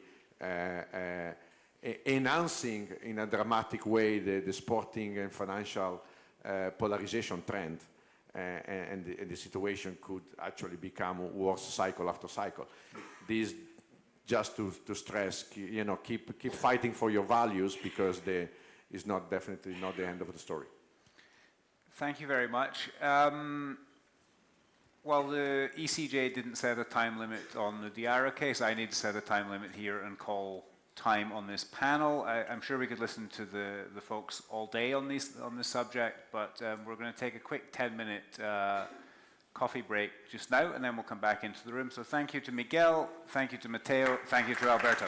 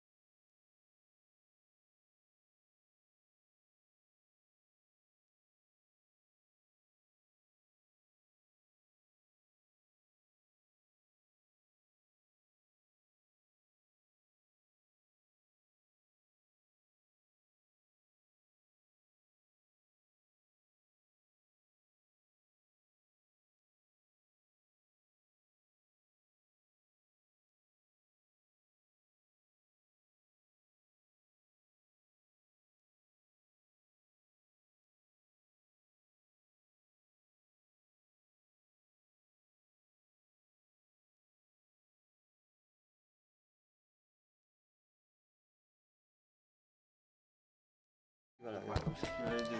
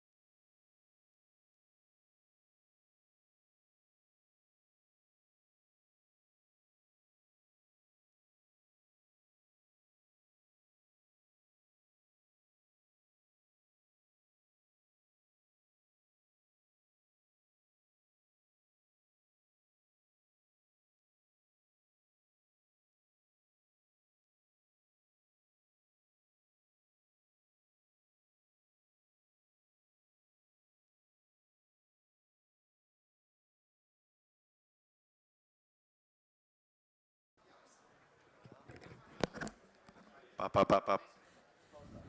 Ouais, papa, papa, papa, papa, papa, papa, papa. Sur les deux, hein? Papa, papa, papa. Après, bah, je veux bien que tu ailles juste tester là-bas pour voir si c'est pas un problème de longueur, mais je pense pas. De longueur? Que le micro est trop loin. Non, mais le micro arrive chez lui, hein?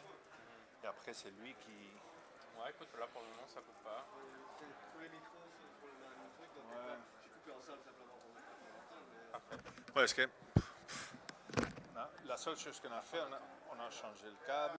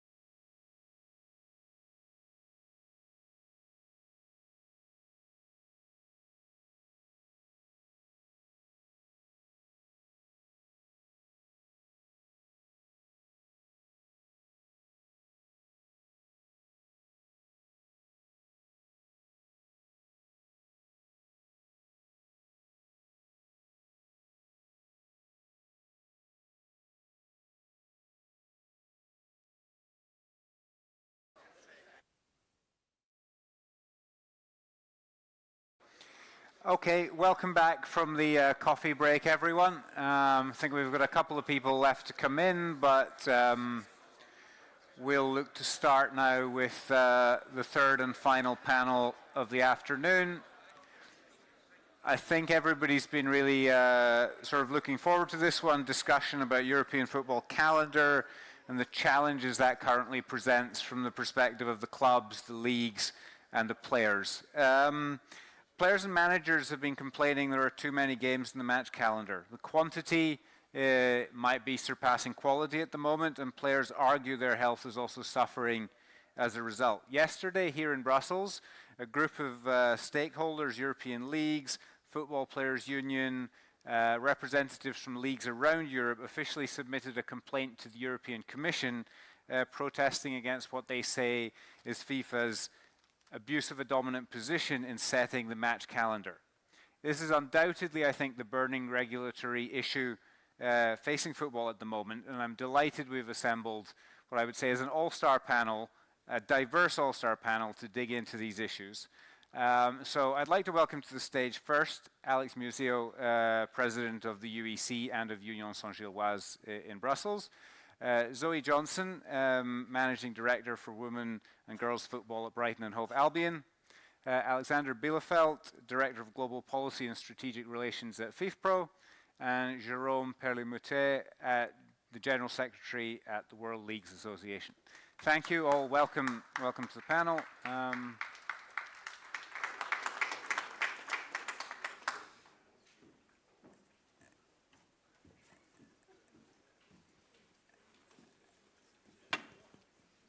And whoops, that's your microphone. I think we'll kick off here with a question for Alex. Alex Bielefeld. We'll try and not get the two Alexes confused.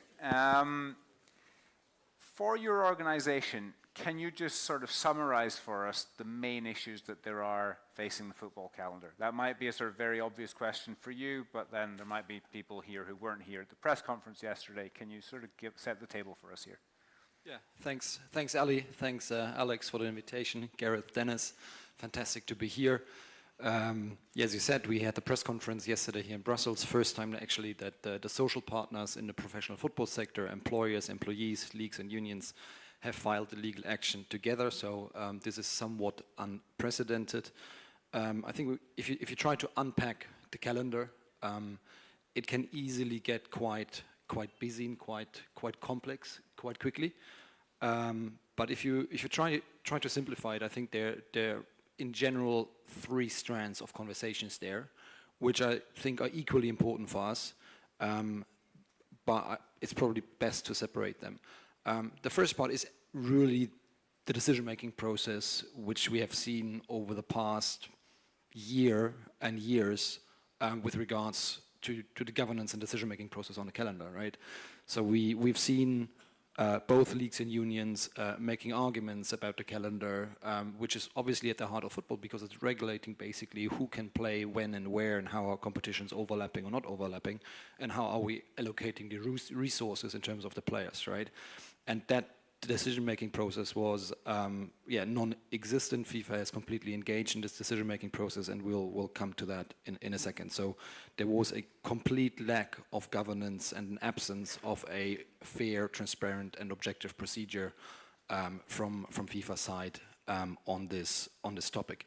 Then, from a player perspective, the second issue is everything in around player performance, the amount of matches, player health and safety. The validity of contracts, of collective agreements with regards to rest and holiday, and that's another subject where I think you can, deep dive quite quickly into lots of different conversations. The comments and I think the opinions by players, but also by medical experts, are quite clear. We have players at the moment who play more than 70 matches. This is now the worst season ever with a reject Champions League format, but also the upcoming Club World Cup. So we will have players who will go into the high 80s in terms of matches. So again, this is far beyond what the experts on the medical community and on the performance side are telling us. This is something in around 50 and 60. And then there's a third element to that, and that's obviously the viability and sustainability of national competitions, right?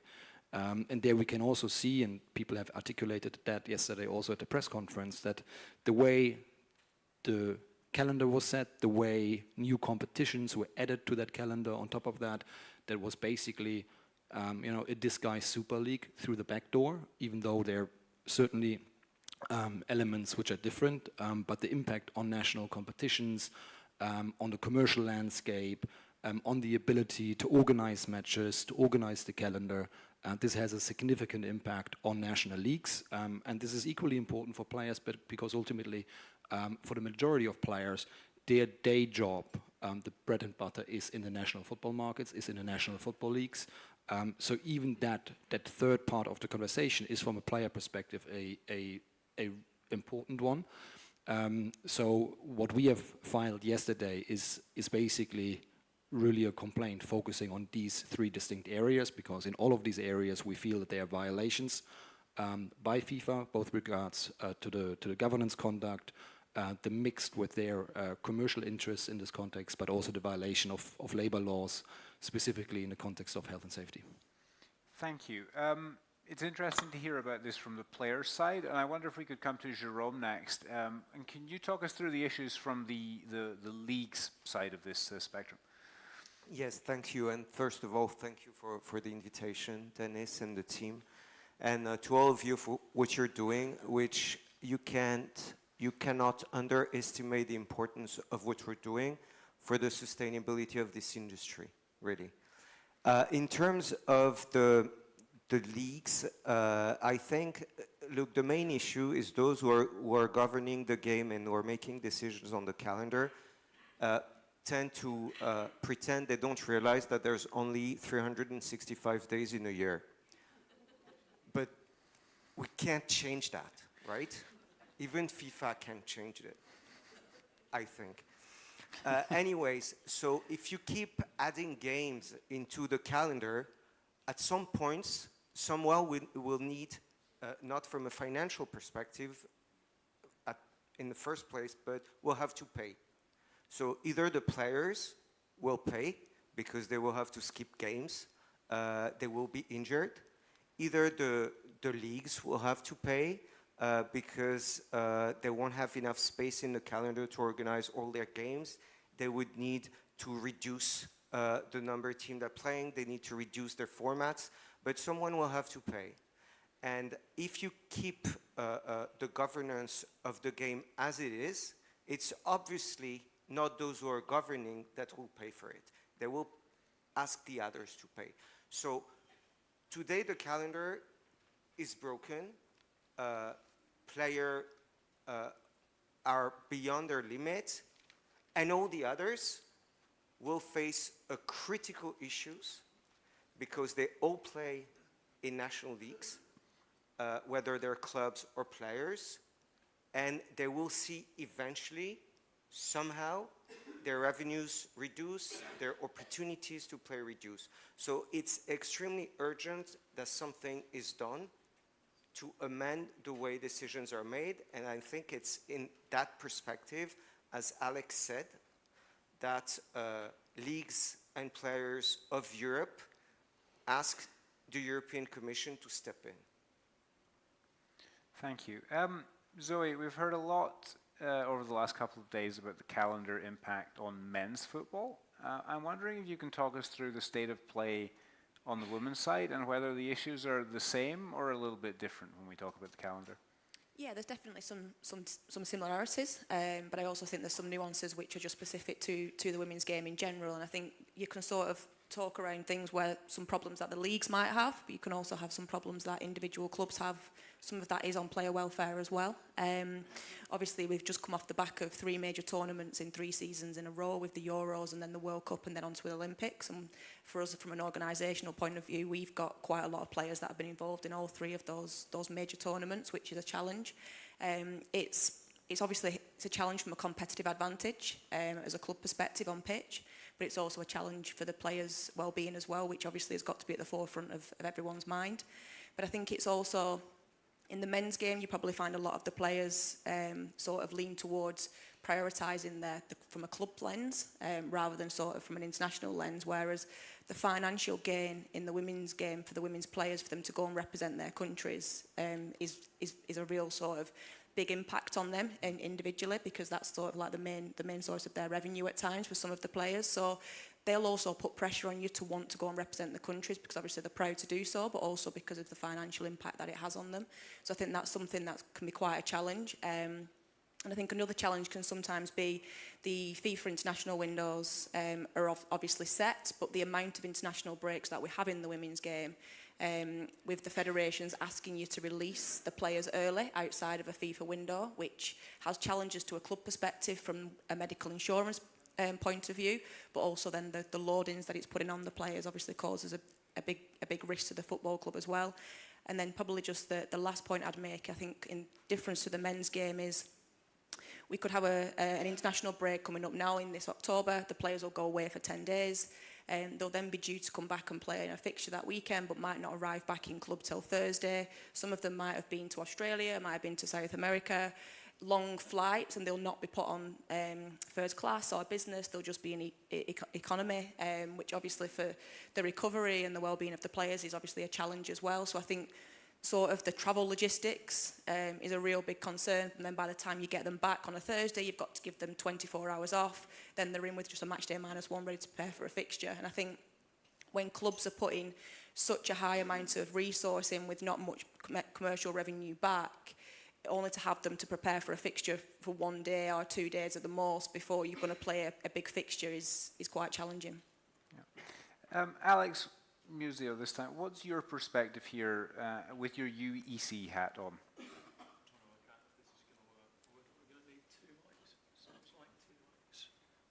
That's right. Okay, 2 mics. Yeah, from UEC's perspective, I think a lot has been covered very well already by the other three, for sure. I think we have to focus on domestic leagues. We have to focus on the fact that 90% of teams only play in their domestic league, and therefore, if my maths is okay, around 90% of the players play in their domestic leagues as well. And you know, we have to realise that domestic leagues are not adding fixtures. You know, it's not domestic leagues. It's UEFA and FIFA that are adding fixtures. And you know, I think it's pretty clear that FIFA having the unilateral power to add fixtures, and FIFA's main source of revenue is fixtures. It's not really working very well in that regard. You know, a lot of life and a lot of economics is based on incentives. And at the moment, their incentives are clearly not aligned with all the other stakeholders. And they need to be. Okay. Alex Bielefeld, on the legal challenge against FIFA, can you talk in detail here about what your desired outcome from that is? Well, look, I think let me also go back to the panel before, I think a little bit. I think there's obviously, we have already a case pending by 3 player unions and including the support of FIFA Europe at the Brussels Commercial Court. We probably will see other national challenges in regard to the IMC also in other countries, right? So the first question is why are we going to the European Commission, right? And I think this was already discussed at the first panel. I think ultimately we actually don't need another time a court to decide that FIFA has not operated, right, in line with European law. We know exactly what the expectation is and what the expectations are the court has towards the governance in our industry and the decision making since Super League. We know that the process needs to be transparent, it needs to be objective, and it needs to be fair. We know, both from a league's and from a union perspective, that FIFA has not met that threshold at all when it comes to the international match calendar. It was decided by some people in a room somewhere without any substantial dialogue and without listening to any of the current concerns of any stakeholders in this industry. So I don't need to go back to a court to find out that this behavior was bad. We know from the standards that have been set that FIFA is failing them. So what we need at this point is that we need a political process to redesign the system and to basically come to collective agreements and collective solutions. And as Alberto has said today, as others have said yesterday at the press conference, there is a huge responsibility for the social partners, for the employers and employees here. But ultimately, I think our expectation was never to get rid of FIFA as a regulator in this industry. Actually, what we want is a honest broker who actually wants to govern.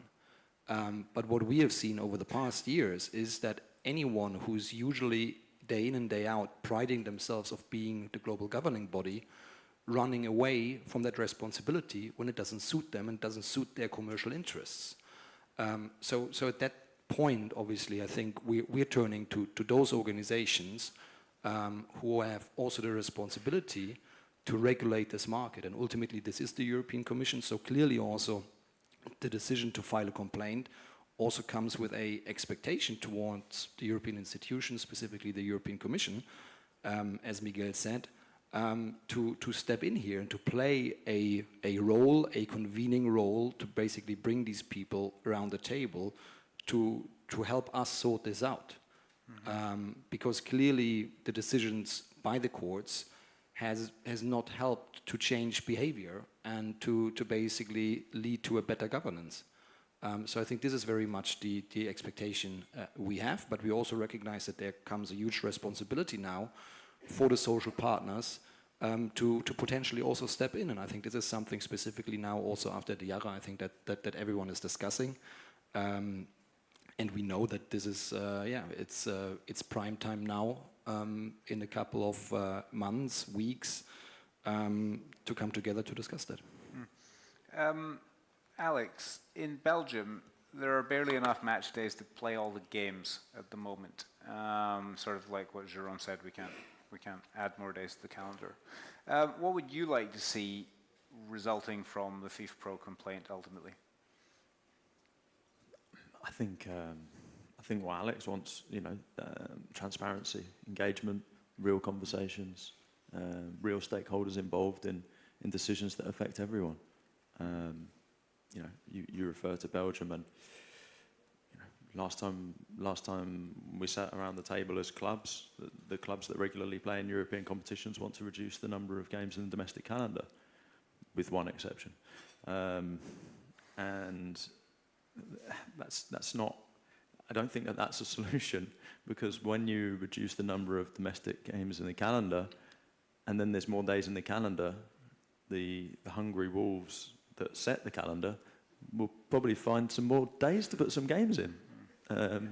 So then we'll be back around the table saying, should we reduce the number of domestic leagues again? No, let's not do that. That's not a solution to the problem that's being presented. Zoe, what do you think, in your view, should the calendar look like? Or what would be a better sort of implementation of the international match calendar? Yeah, I think firstly it would be to make sure that there was a strategic approach in terms of making sure that the players have a summer off. So whether that was just maybe if it had to be 2 consecutive summers, fine, but then after that there was at least a summer free. I think it would be making sure that there was less international breaks. Bear in mind that a lot of obviously the best players, a lot of the best players in the leagues obviously will represent their countries, will then also go further in the competitions as well. So I think making sure that they limit the amount of international breaks would help.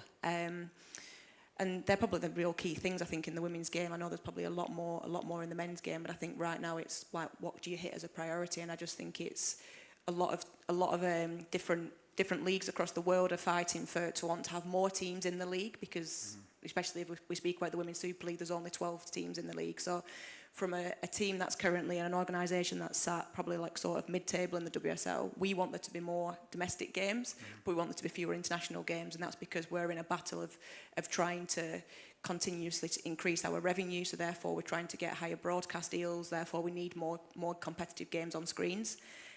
We're unable to do that because of the amount of international fixtures there is. So I think really the main thing for me would be giving the players a summer off with the player welfare at the forefront of everything.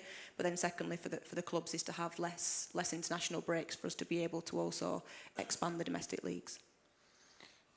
Thank you. Jérôme, do you think it's even possible to sort of create a coordinated and kind of thoughtful approach to scheduling that will optimize players' player performance and sort of like build leagues? Yes, I do. There are options. I'll take just an example. When you look at the calendar right now, so 25, let's say they have a Club World Cup. So you basically finish the season, you play the Champions League final, then you go to your national team break, then you come back, then you play again in your club, then you have a 2-week holiday, and then you play in your national league. I mean, the whole thing doesn't make any sense, right? And I think you don't need to know football that much to see that it doesn't make sense. So there are options. Everyone is working on options. The question is really on by which process are you going to make decisions and who are going to make it. If those who make the decisions have a conflict of interest because at the same time they have their own commercial benefit in the decisions that they're going to make, obviously, and frankly, I would do the same thing. Like, if you're given the opportunity to increase your revenue to the expense of someone else, you would do it. So you need checks and balances, because the good thing about law, if it says that such a behavior is illegal. So we just need to change the process, to change the decision making. And you will see, as soon as the decision making is changed and people must make agreement, they will make agreement. Just to sort of follow up on that, would you say here that the problem, and then I'd like maybe another couple of panelists to address the question as well, is it the governing bodies alone who are the problem here, or do you see the elite clubs also as part of kind of a broader issue? Look, it's a very good question. It's a question of incentives, right? It's a question of incentives and of governance. If you ask anyone if they want to make more money, I don't know anyone who would say, no, I don't want to make more money, right? It's fair. The question is, with all those people, everyone wants to make the money, which are the incentives of who? If those who govern have the same incentives economically of those who already make more money, then altogether they're going to build a system where the rich get richer, and they're going to give a bit of solidarity to justify the whole system.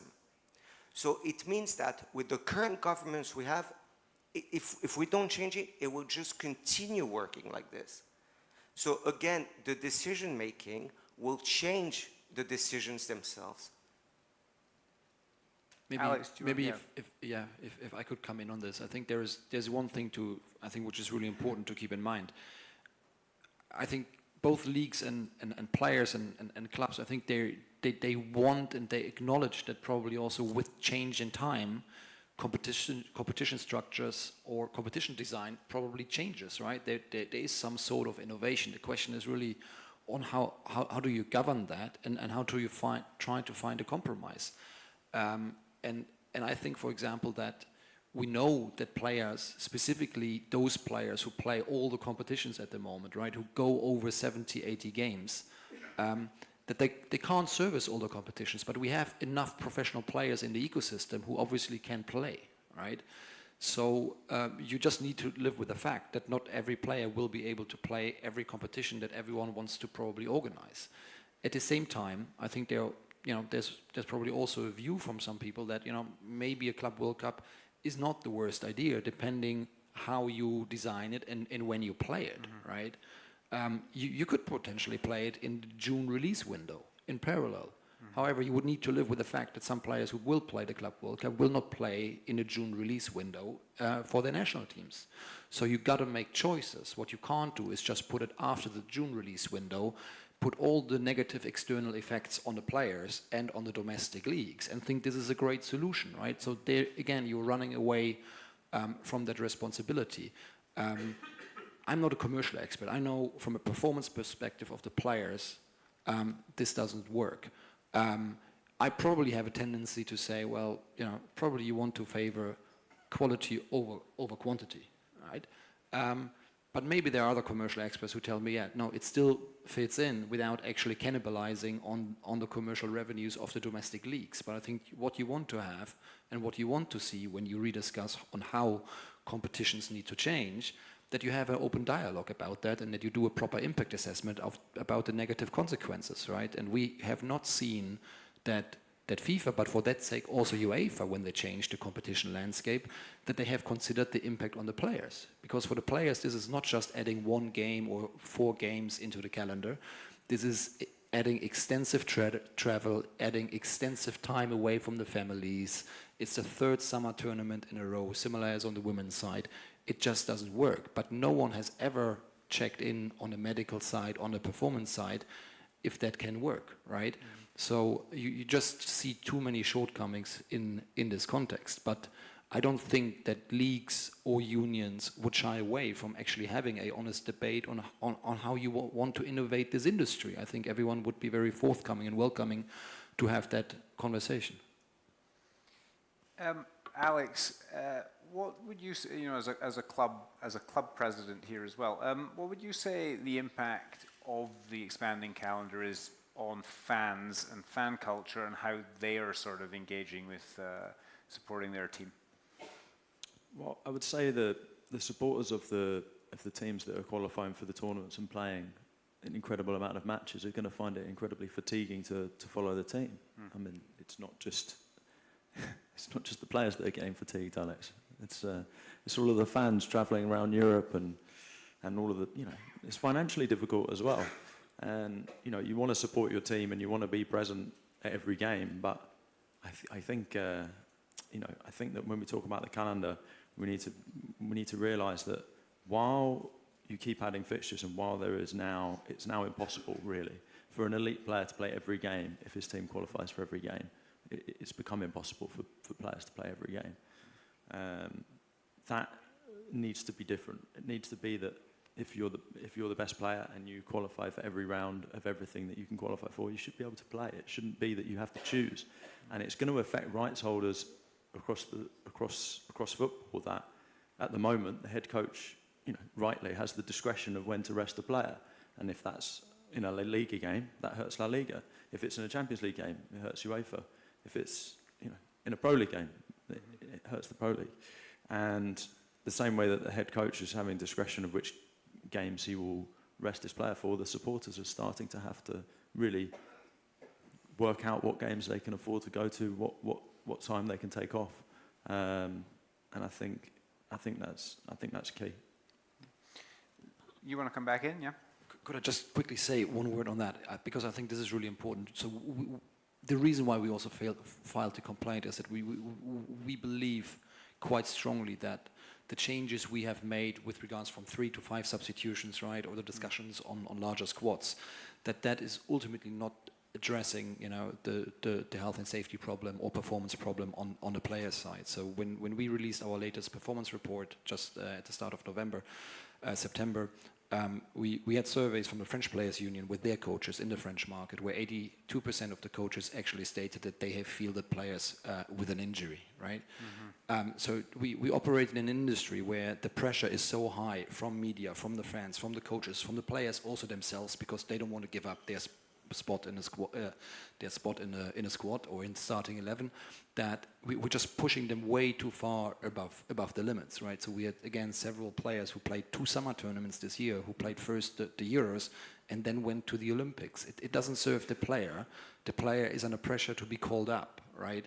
But it just doesn't work. So we clearly believe that this is not a process which will self-regulate itself because we encourage people to take the right decisions. I think similar as when it comes to head injuries or things like that, we need to sometimes take the decision out of their hands.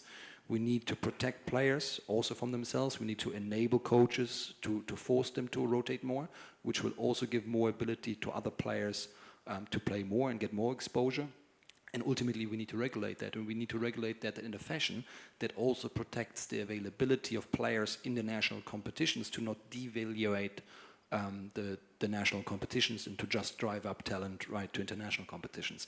So the solutions on the calendar are there. I think what we're missing is a platform to actually openly discuss it, right? And I guess that's why we yesterday so strongly, and I think really for the first time that in that manner as a coalition, we put the case forward.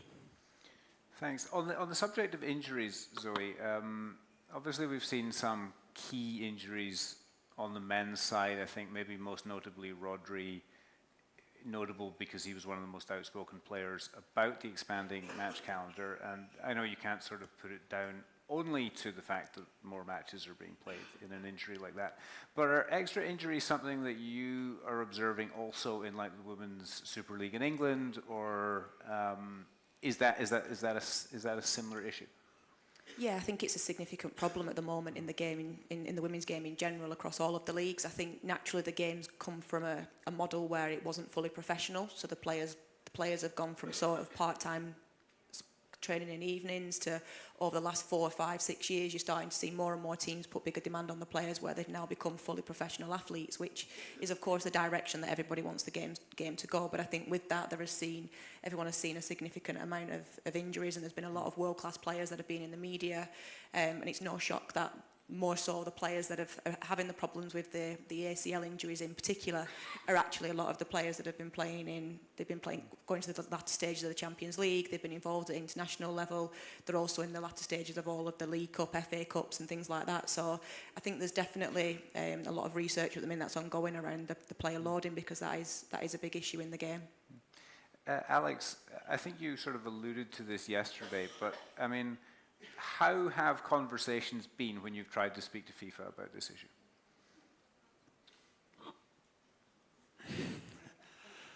All right, where should I start?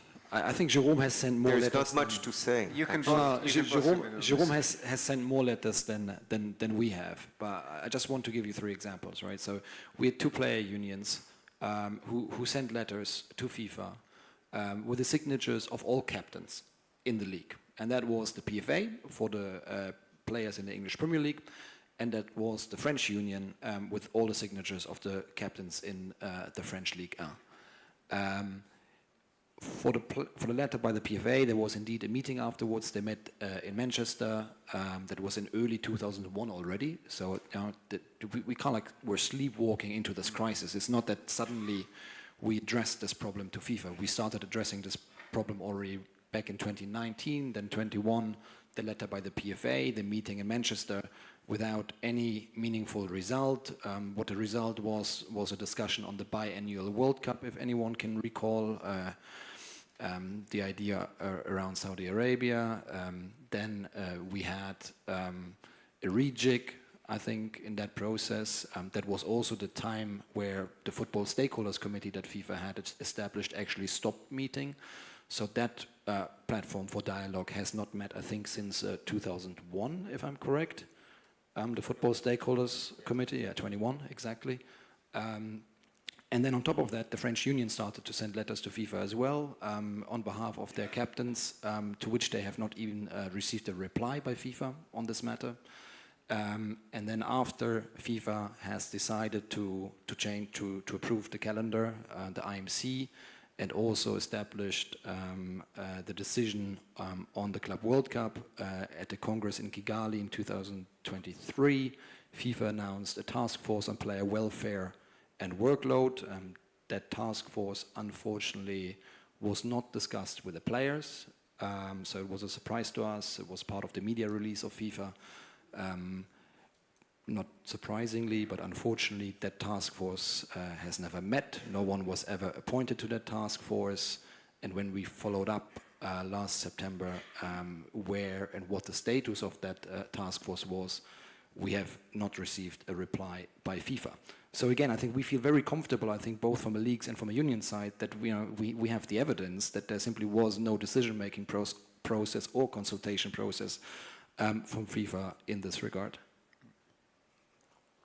Look, I can only echo what Alex said.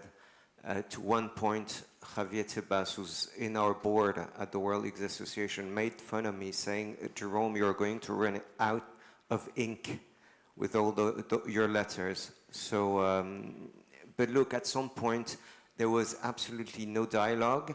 I remember one meeting that we had, indeed, on the biannual World Cup. So FIFA basically went out in the media. I don't know if you recall, but it was insane. Like, we had shows, we had legends, we had polls showing how much everyone wanted the biennial World Cup. And so after, I would say, 8 months to 10 months of strong lobbying in the media, FIFA invited us to a meeting. And in a recent letter to us said, see, we consulted you on the biennial World Cup. So that's the kind of consultation we had. The reality is we had none. From the beginning, FIFA very well knew what they wanted. They wanted a calendar that was exactly the one that was appropriate to develop their own competitions. And again, it's all a question of checks and balances, because when you give all that power to an institution, there's a natural tendency to use it for its own interest. It's really a natural tendency, and that's why the Greek and even I'll use a French philosopher, Montesquieu. He explained how you need to have checks and balances and different types of power, because if you only have one power that's concentrated in the hands of only one person, naturally there's a risk that he's going to abuse it, and that's what they've done. We should be wrapping up very shortly, and I do like to sort of conclude on us looking to, some solutions. And so I just wondered, what would be the one thing that you, and we can take it from all panelists, that you would get rid of in the current calendar? And if you don't want to answer such a provocative question, what is the one change you would make to the current calendar if you could just snap your fingers and make it happen? So I'd love to respond simply, but the reality is you need to take the calendar as a whole and look how everything fits in, so that competition, national, continental, and if necessary world, are complementary and not cannibalizing each other. Because if you keep just on adding international game, I'm sorry, my response is longer than you would like, but if you just keep on adding matches at the top of the pyramid, you destroy the whole system. So we need to review it like as a whole. And as far as the women's calendar, because we have also what we call the Women's League Forum with 12 professional women's league. Now, for those who don't know, it's 10 times worse than the men's calendar, seriously. And it completely needs to be reshaped, completely. Like, it's a nightmare. Zoe? That's a really tough act to follow, isn't it?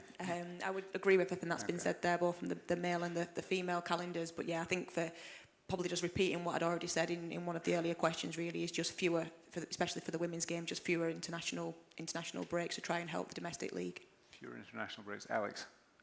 I won't be that quick, actually. But from everything people have said, I think FIFA, they're just not that into us. That's what it seems to be.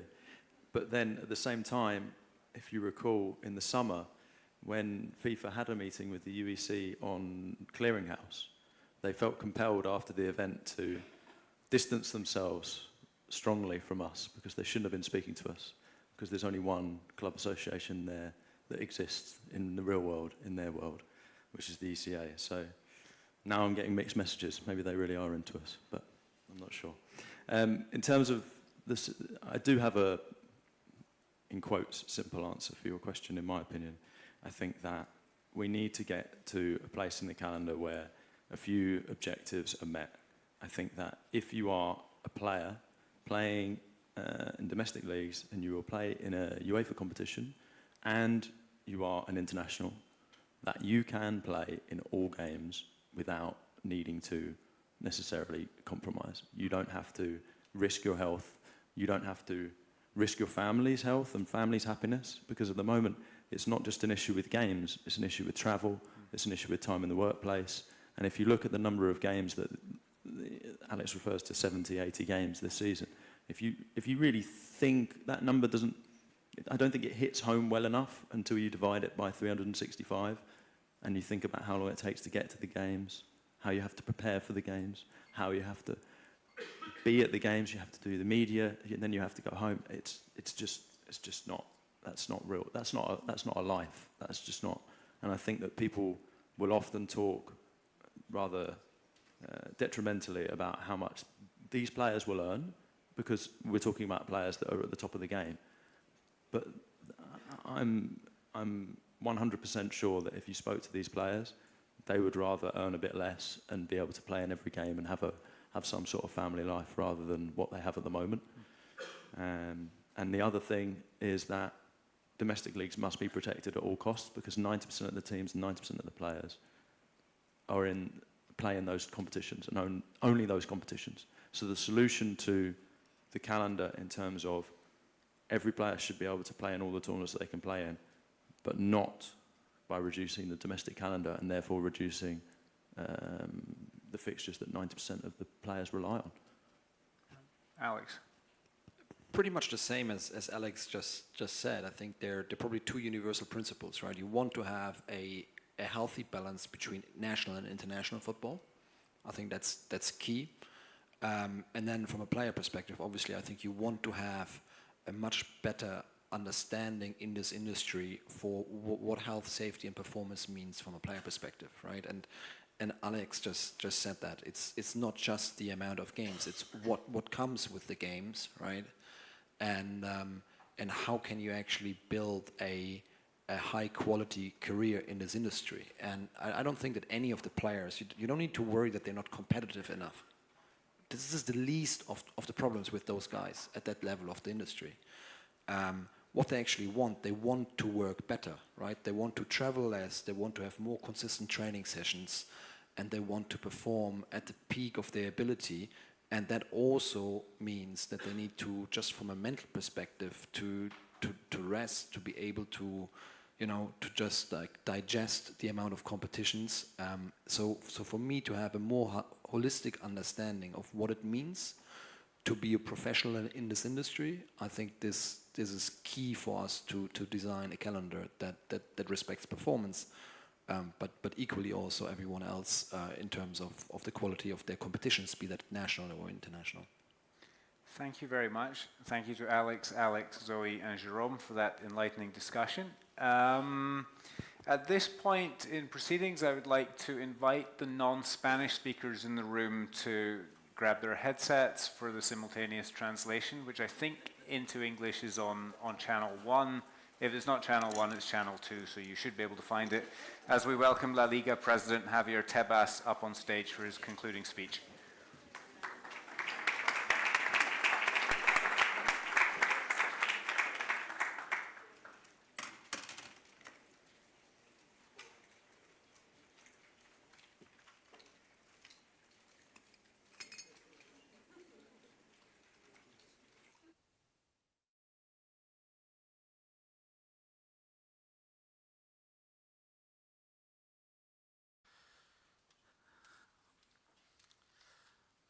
Buenas tardes a todos.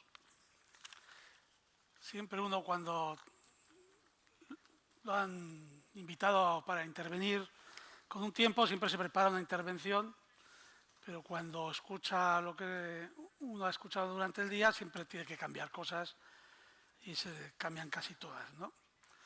En primer lugar, agradecer a la UEC el poder estar haciendo esta conclusión como otros años, y agradecer porque es una organización valiente, una organización que está sufriendo muchísimas zancadillas por parte de las instituciones del fútbol, y que el hecho que sigan existiendo y sigan manteniendo la fuerza que tienen es importante para el futuro del fútbol. Como voy a ir explicando, ¿no? Porque a veces no nos damos cuenta del relato histórico que llevamos, ¿no? Y tenemos que hacer algunas reflexiones de lo que hemos hablado. Yo creo que se ha hablado del calendario, pero yo me gustaría reflexionar de hechos que han ocurrido y tenemos que decir el por qué y si es lo que nos gusta que ocurra, ¿no? Hace un año, en este mismo foro, teníamos un representante de la UEFA y un representante de la ECA. Este año no están. ¿Será porque no se les ha invitado? Seguro que no es por eso. ¿Será porque no les gusta venir a Bruselas? No. ¿Por qué no están hoy aquí? Responder a vosotros. Y si eso es lo correcto, por parte de estas instituciones, these institutions, because they represent a majority of the clubs, because they say they represent the big clubs. One is the number of clubs they represent, but another thing is reality. And something else is the institution that has the full monopoly of football in Europe. Both should be here, but they're not here. Why not? For a year now, lots of things have happened in the world of football. And I'm not talking about sports events. I'm talking about the end of 23, beginning of 24. Over the last 10 years, or even more than 10 years, the most important things have happened that affect the governance and the management of football. I don't know if we're aware of this. I'm not sure if we're aware of what's happened this year, 2024, and if we're actually prepared to face the challenges that these challenges themselves have brought upon us. Because another one of the questions we have to ask ourselves, have we done everything possible in the years prior to 23, 24? I'm talking about 2016. I've been the president of LALIGA for 11 years. So that all the problems that we have now with the institutions that govern football, have we done everything possible in the past? Each and every one of us in our organizations, our clubs, or whoever we represent, we have to do self-criticism here. We haven't done everything we should have done. If we had done everything that we could and should have done, lots of the circumstances that happened in this year, 2024, would have happened before. And if it happened before, there would have been a way to find solutions. And I'm not talking, as we said before, about all the letters that have been written. I've said this so many times in the meeting. Today, I'm going to announce, well, I'm going to announce it now. La Liga is going to go back to European leagues. We left European leagues 18 months ago, but we are going to return to European leagues. But we're going to return because yesterday they made the first stop to actually present a claim again with FIFPro. For years, we've been asking for this to happen. With FIFPro or what without FIFPro, but just European leagues. So obviously, what we want is to look at the IMC, but we also want the governance system to be changed for football in Europe. But we couldn't continue with the same government system. But we've been asking this as La Liga since I have been president of La Liga since 2014. So it's taken 10 years for us to realize this. And because of what happened yesterday, we're going to return to European leagues. But this should have actually happened a long time ago, like many other things.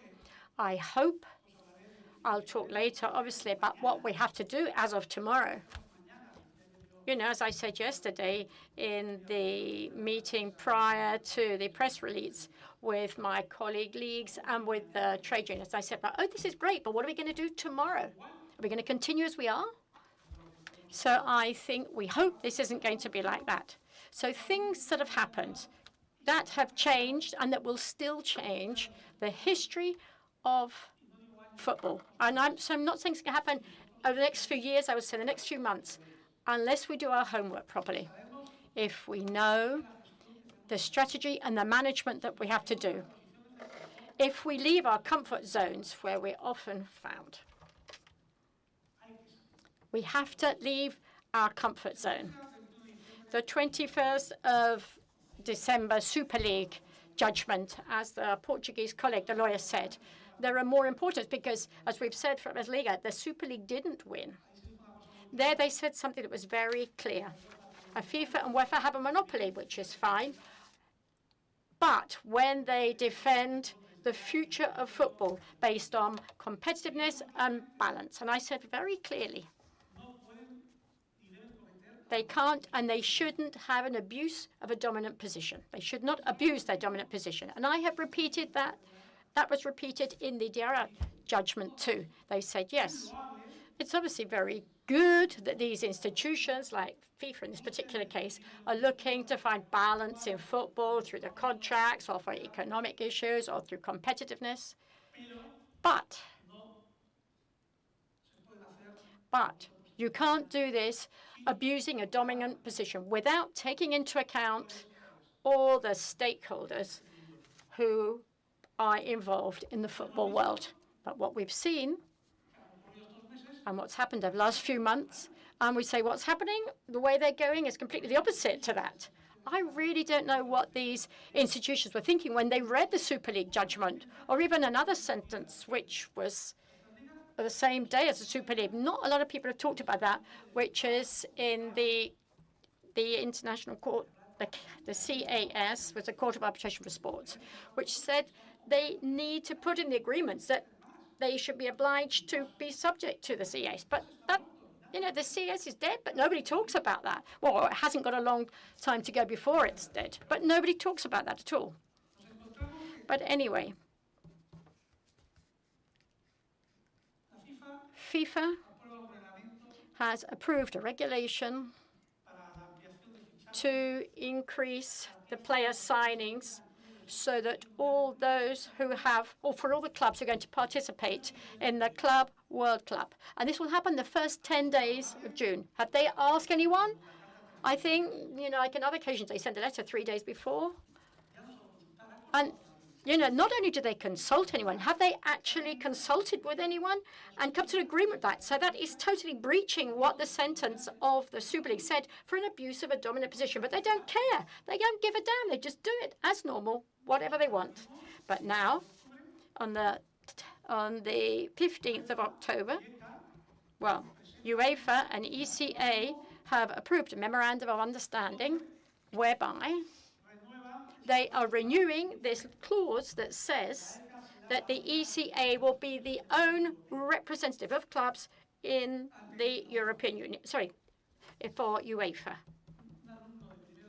A first-year student of law knows that that article is null and void because, you know, that is totally against competition law, but they put it in their contract and they don't give a damn and they announce it and they do it out loud and they talk about it all the time.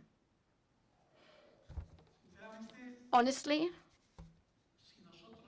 if we don't change, if we can continue how we've been doing it for the last 6 years, and finally we have changed our behavior on Monday, but we hope we have to change a lot more things at the next few months in our behavior to try to make sure they actually pay attention to what the legal judgments say. And it's just not a behavior that's based on claims or lawsuits. You know, oh, it's a good idea for everything to be taken to the courts. Because obviously the organizations have to also have the right attitude to do this. I have experienced lots of meetings with FIFA, with UEFA. In my book of anecdotes when I retire, which I hope will be soon, I'm going to write about all this. But I hope these things will not be repeated because we seem to forget. But they've approved the World Cup in Qatar. But when it was approved, they didn't realize it was in summer. It was going to be organized in the summer.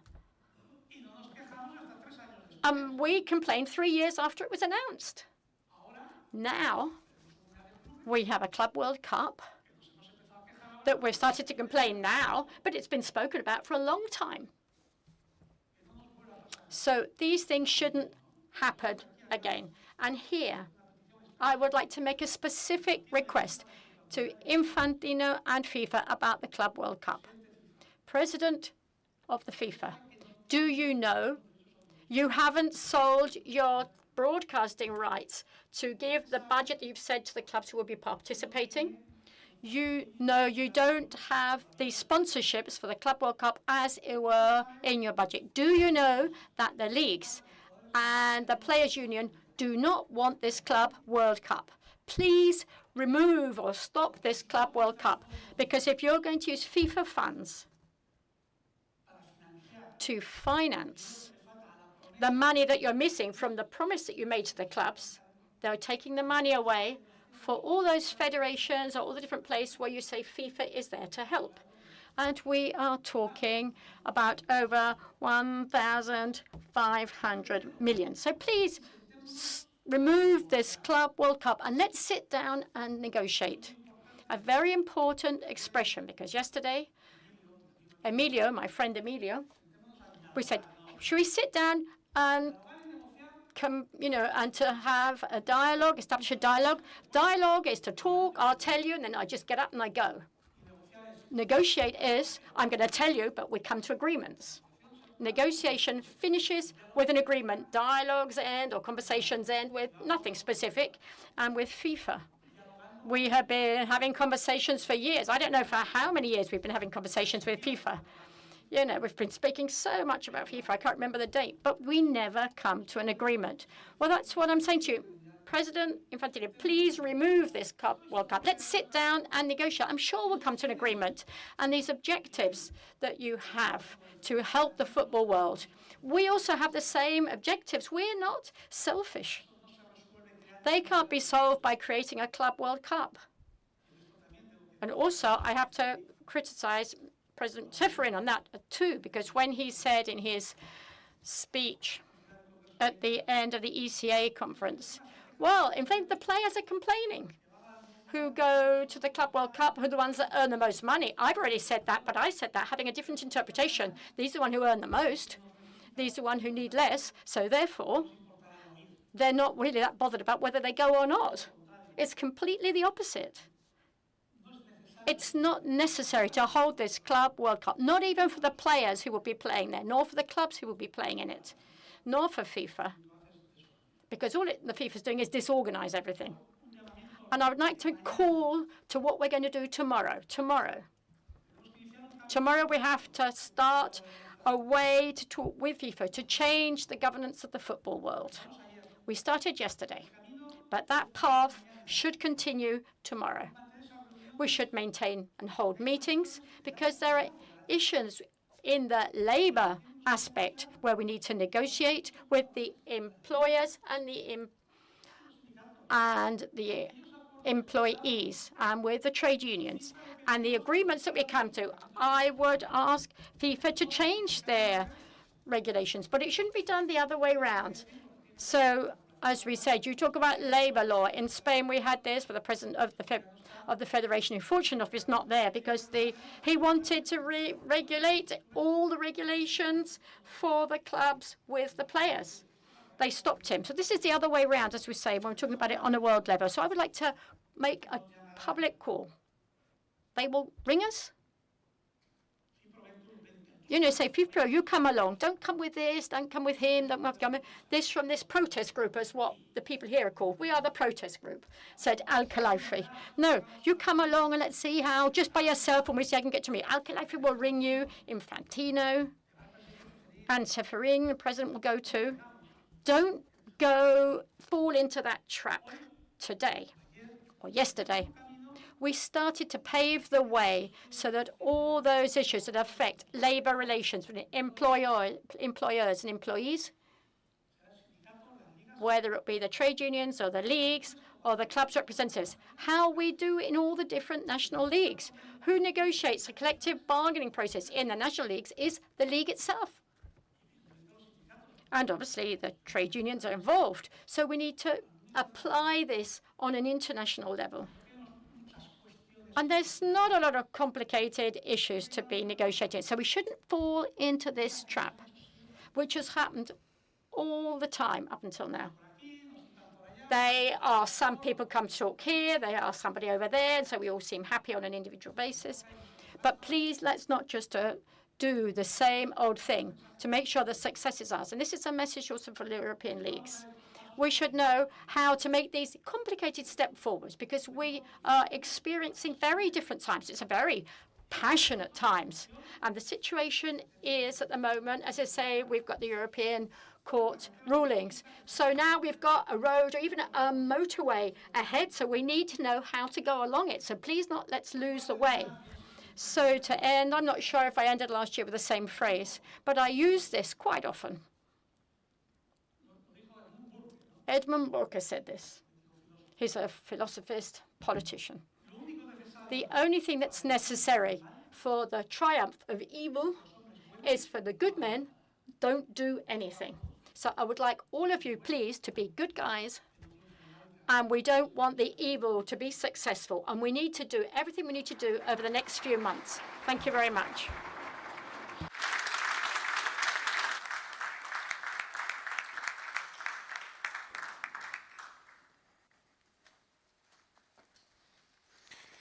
Okay, thank you, President Tebas. Thank you all to everyone in the room for your attendance today, your interest in the panels and the discussions we've had. You've heard more than enough from me today, so I'm going to wrap up very quickly just to announce that there will be a press conference just now with UEC management for the media in the room, while other participants can go enjoy the lunch buffet, which will be served until around about 3 p.m. Thank you all very much.